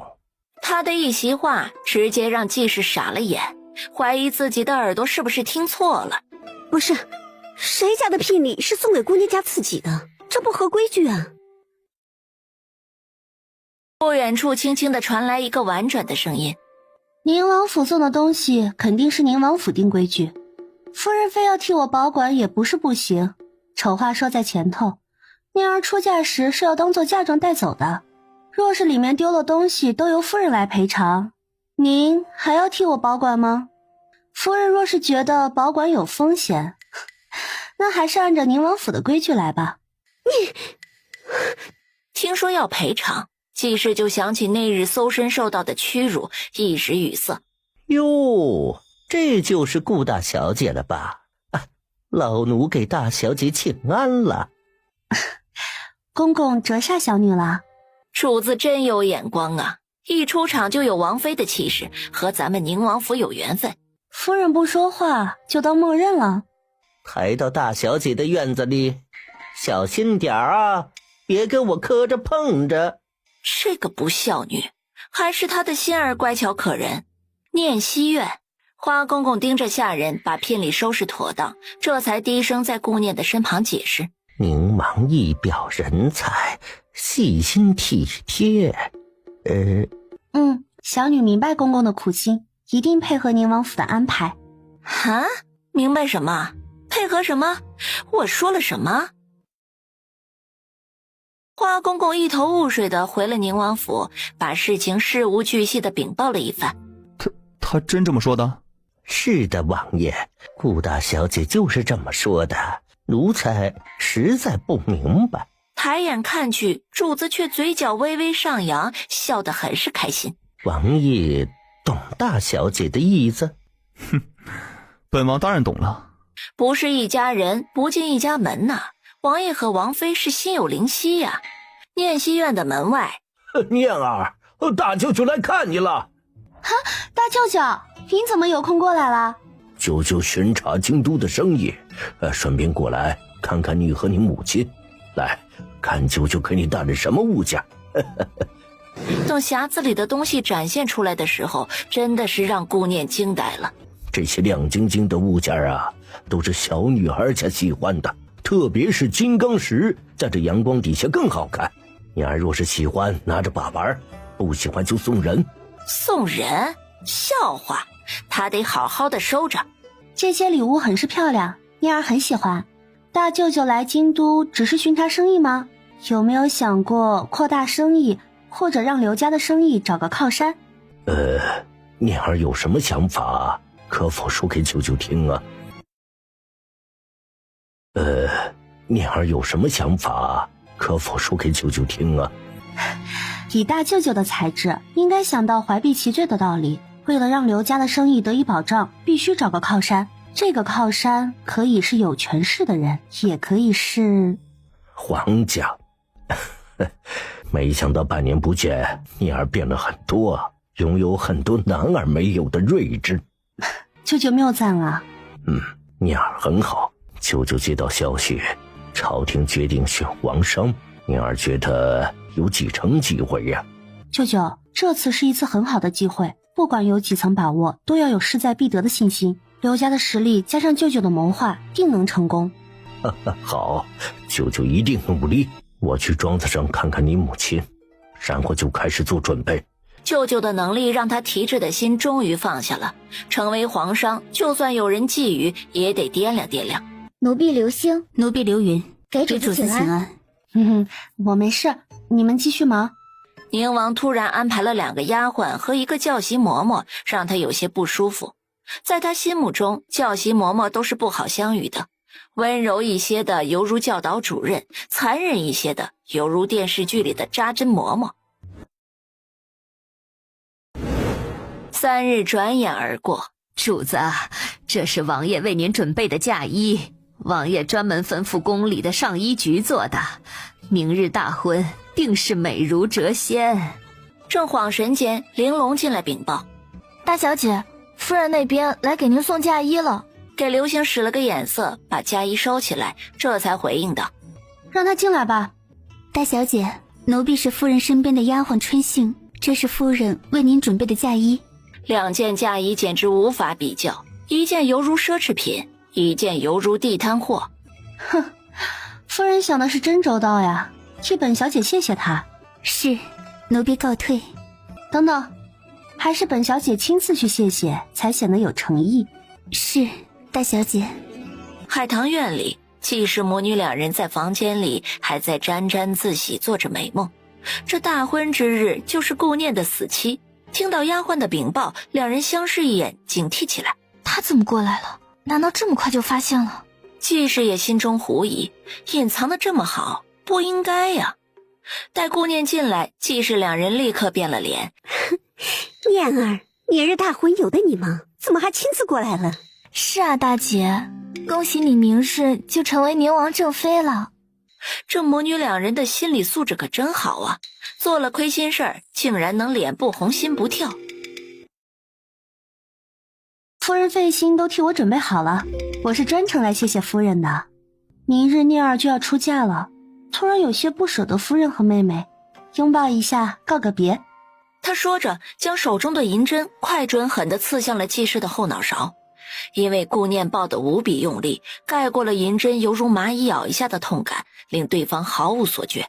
姐们明日大婚心情好，就不抱你了，拜拜。2人惊悚地看着他离开的背影，好一阵子才缓过来。母亲，他说的什么？女儿怎能听不懂？他是不是中邪了？季氏眼神微眯，他也不知道顾念发的什么疯，还是说有什么阴谋。大小姐，真的如你所说，里面藏了东西，而且是淬了毒的针。没想到太傅府的当家主母这么狠毒。做坏事都会有报应的。季氏很快就会尝到银针的滋味，这是来自他给的报应。黄昏的残阳散发着独特的光，季氏流着口水，说话口齿不清，愤怒的浑身颤抖。让他心让少亲言心。好，母亲消消气，女儿先给您找府医。碧莲匆匆地把府医请来，府医把脉后神色大惊，差点脱口而出夸赞的话。夫人不用吃药，是有人用银针把您的穴位封住，1日之后就会自动痊愈。只是这期间全身好像有千万只蚂蚁的啃噬，而且口齿不清，无比痛苦，必须夫人自己承受啊。若是银针再深入1分，就有失声的风险。此人手法把握精准，没有几年的功夫练不出此等手法呀。季氏此时对顾念恨得咬牙切齿，想想他以前的样子，怎么可能几年前就会医术呢？顾念一日不除，难消他心头之恨。月色如洗，庭院静静。上一世活到30岁都没有结婚的人，来到这里1个月就要成婚了，也不知是不是有婚前恐惧，这一夜顾念睡得并不安稳。房间中来回踱步的尹宁也兴奋得睡不着觉，马上就要大婚了，心爱的女人终于逃不掉了。忽然想趁着夜色偷偷地去看她一眼。顾念，快醒醒！念念，快醒醒啊！顾念恍惚中感觉有人在叫自己的名字。怎么了？是不是梦魇了？你大半夜跑到我的房间干什么？难道又中毒了？哼，我好得很，每次见你都中毒，我不要面子。我好得很，每次见你都中毒，我不要面子。切，你的高冷和生人勿近都去哪里了？你都快成我这里的常客了，没中毒的你大半夜跑到我这干什么？再说，你在我这里还有面子吗？哎，是我找你就不能为了别的，比如抢亲？顾念斜睨了他一眼，没有说话。你那什么表情啊？除了他王爷身份之外，本阁主的条件怎么也比宁王那个病秧子强吧？你可拉倒吧，你还不如宁王的条件呢。以本小姐的医术，定能医治好宁王的病。到时候我可是宁王的救命恩人，待遇可想而知。就算治不好，以后我还是继承宁王家产的寡妇，有钱有闲，生活自由自在，不知道有多开心呢。继承家产的寡妇？哼，行啊，等你做了寡妇，方便本阁主半夜找你。虽然对这人夜探深闺的行为很是不满，却不知为何讨厌不起来。难道是因为对方长得好看？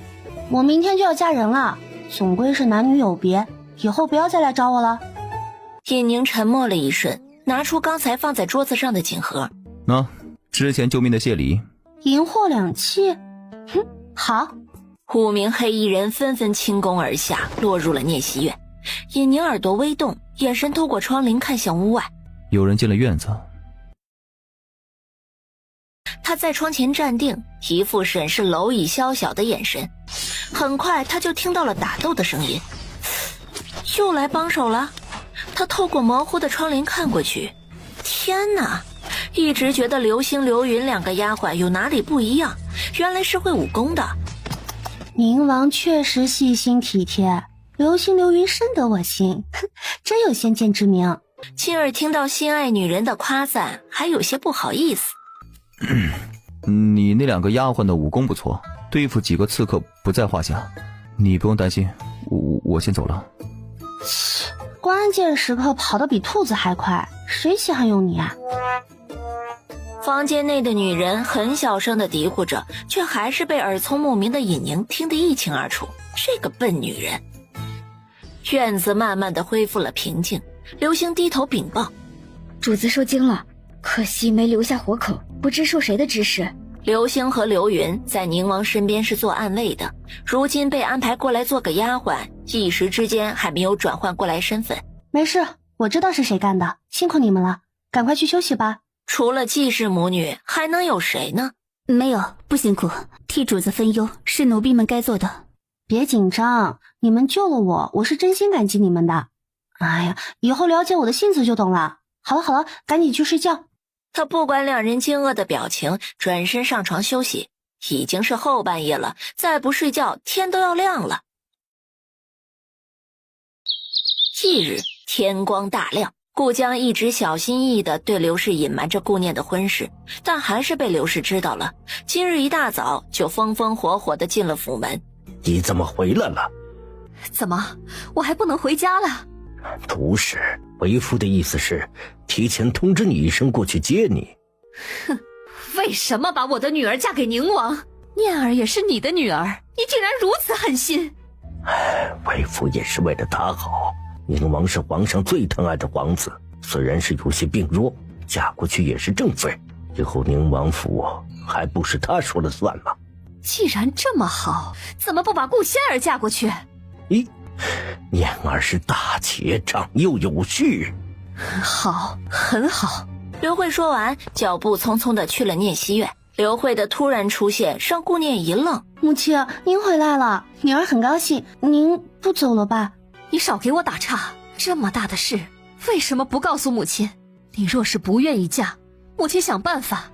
不是女儿不愿意告诉母亲，其中有父亲的阻挠，也有怕母亲担心。女儿想嫁，女大当婚这个命运是逃脱不了的，还不如嫁给宁王。顾念把心里的想法告诉了刘慧。糊涂，什么医术，什么寡妇，越说越荒唐。母亲不曾听说你会医术，再说哪里有人盼着当寡妇的？哎呀，母亲啊，女儿也不想嫁给别人，3妻4妾的男人都是大猪蹄子。哎呀，你呀，女大不中留，留来留去留成仇。母亲是一点都猜不透你的想法呀。母亲放心，您的女儿变得聪明伶俐，足智多谋，谁也欺负不了我。多大的人了，还不知羞，哪有自己夸自己的？哎呀，罢了，女儿大了，有自己的想法，母亲不去多加干涉，只要以后过好你自己的日子就行。反正咱们有钱，大不了休了宁王，母亲养你。顾念听到这些话，突然有一种想哭的冲动。在这一世能遇到这样好的母亲，着实是自己的幸运。好，走，欺负了我的念儿，得让他们明白花儿为什么这样红。刘慧拉着他就往前院走，正好遇到季氏挽着顾老头的胳膊走过来。姐姐，听说你回来了，妹妹很开心。姐姐，听说你回来了，妹妹很开心。是吗？我也很开心，因为这次回来就不回庄子上了。听到后，两人脸色立刻变得难看，又瞬间转变回来。姐姐愿意回来就好，妹妹一直以为姐姐不愿意原谅我，今日谁说我回来就是原谅你了？好了，回来了就安分一点，若是闹得府上不得安宁，就给我滚回去。滚回去？说的你们吗？哼，别忘了地契上写的谁的名字。我当年离开是为了念儿，没想到妥协没换来念儿的幸福，反倒是养刁了你们的胃口。如今我回来了，谁敢闹得府上不得安宁，就都给我滚出去。念儿马上就要嫁给宁王，没了后顾之忧，他必须拿出气势为女儿做好后盾。顾念心中一喜，哇塞，母亲厉害呀！你现在简直不可理喻。刘慧的话让顾江很没有面子，气得无语凝噎。姐姐，老爷不是这个意思，本意也是好的，想让府上兴旺和睦。夫人说的对，想要府上兴旺和睦，有个吃里扒外的人怎么可能兴旺得起来？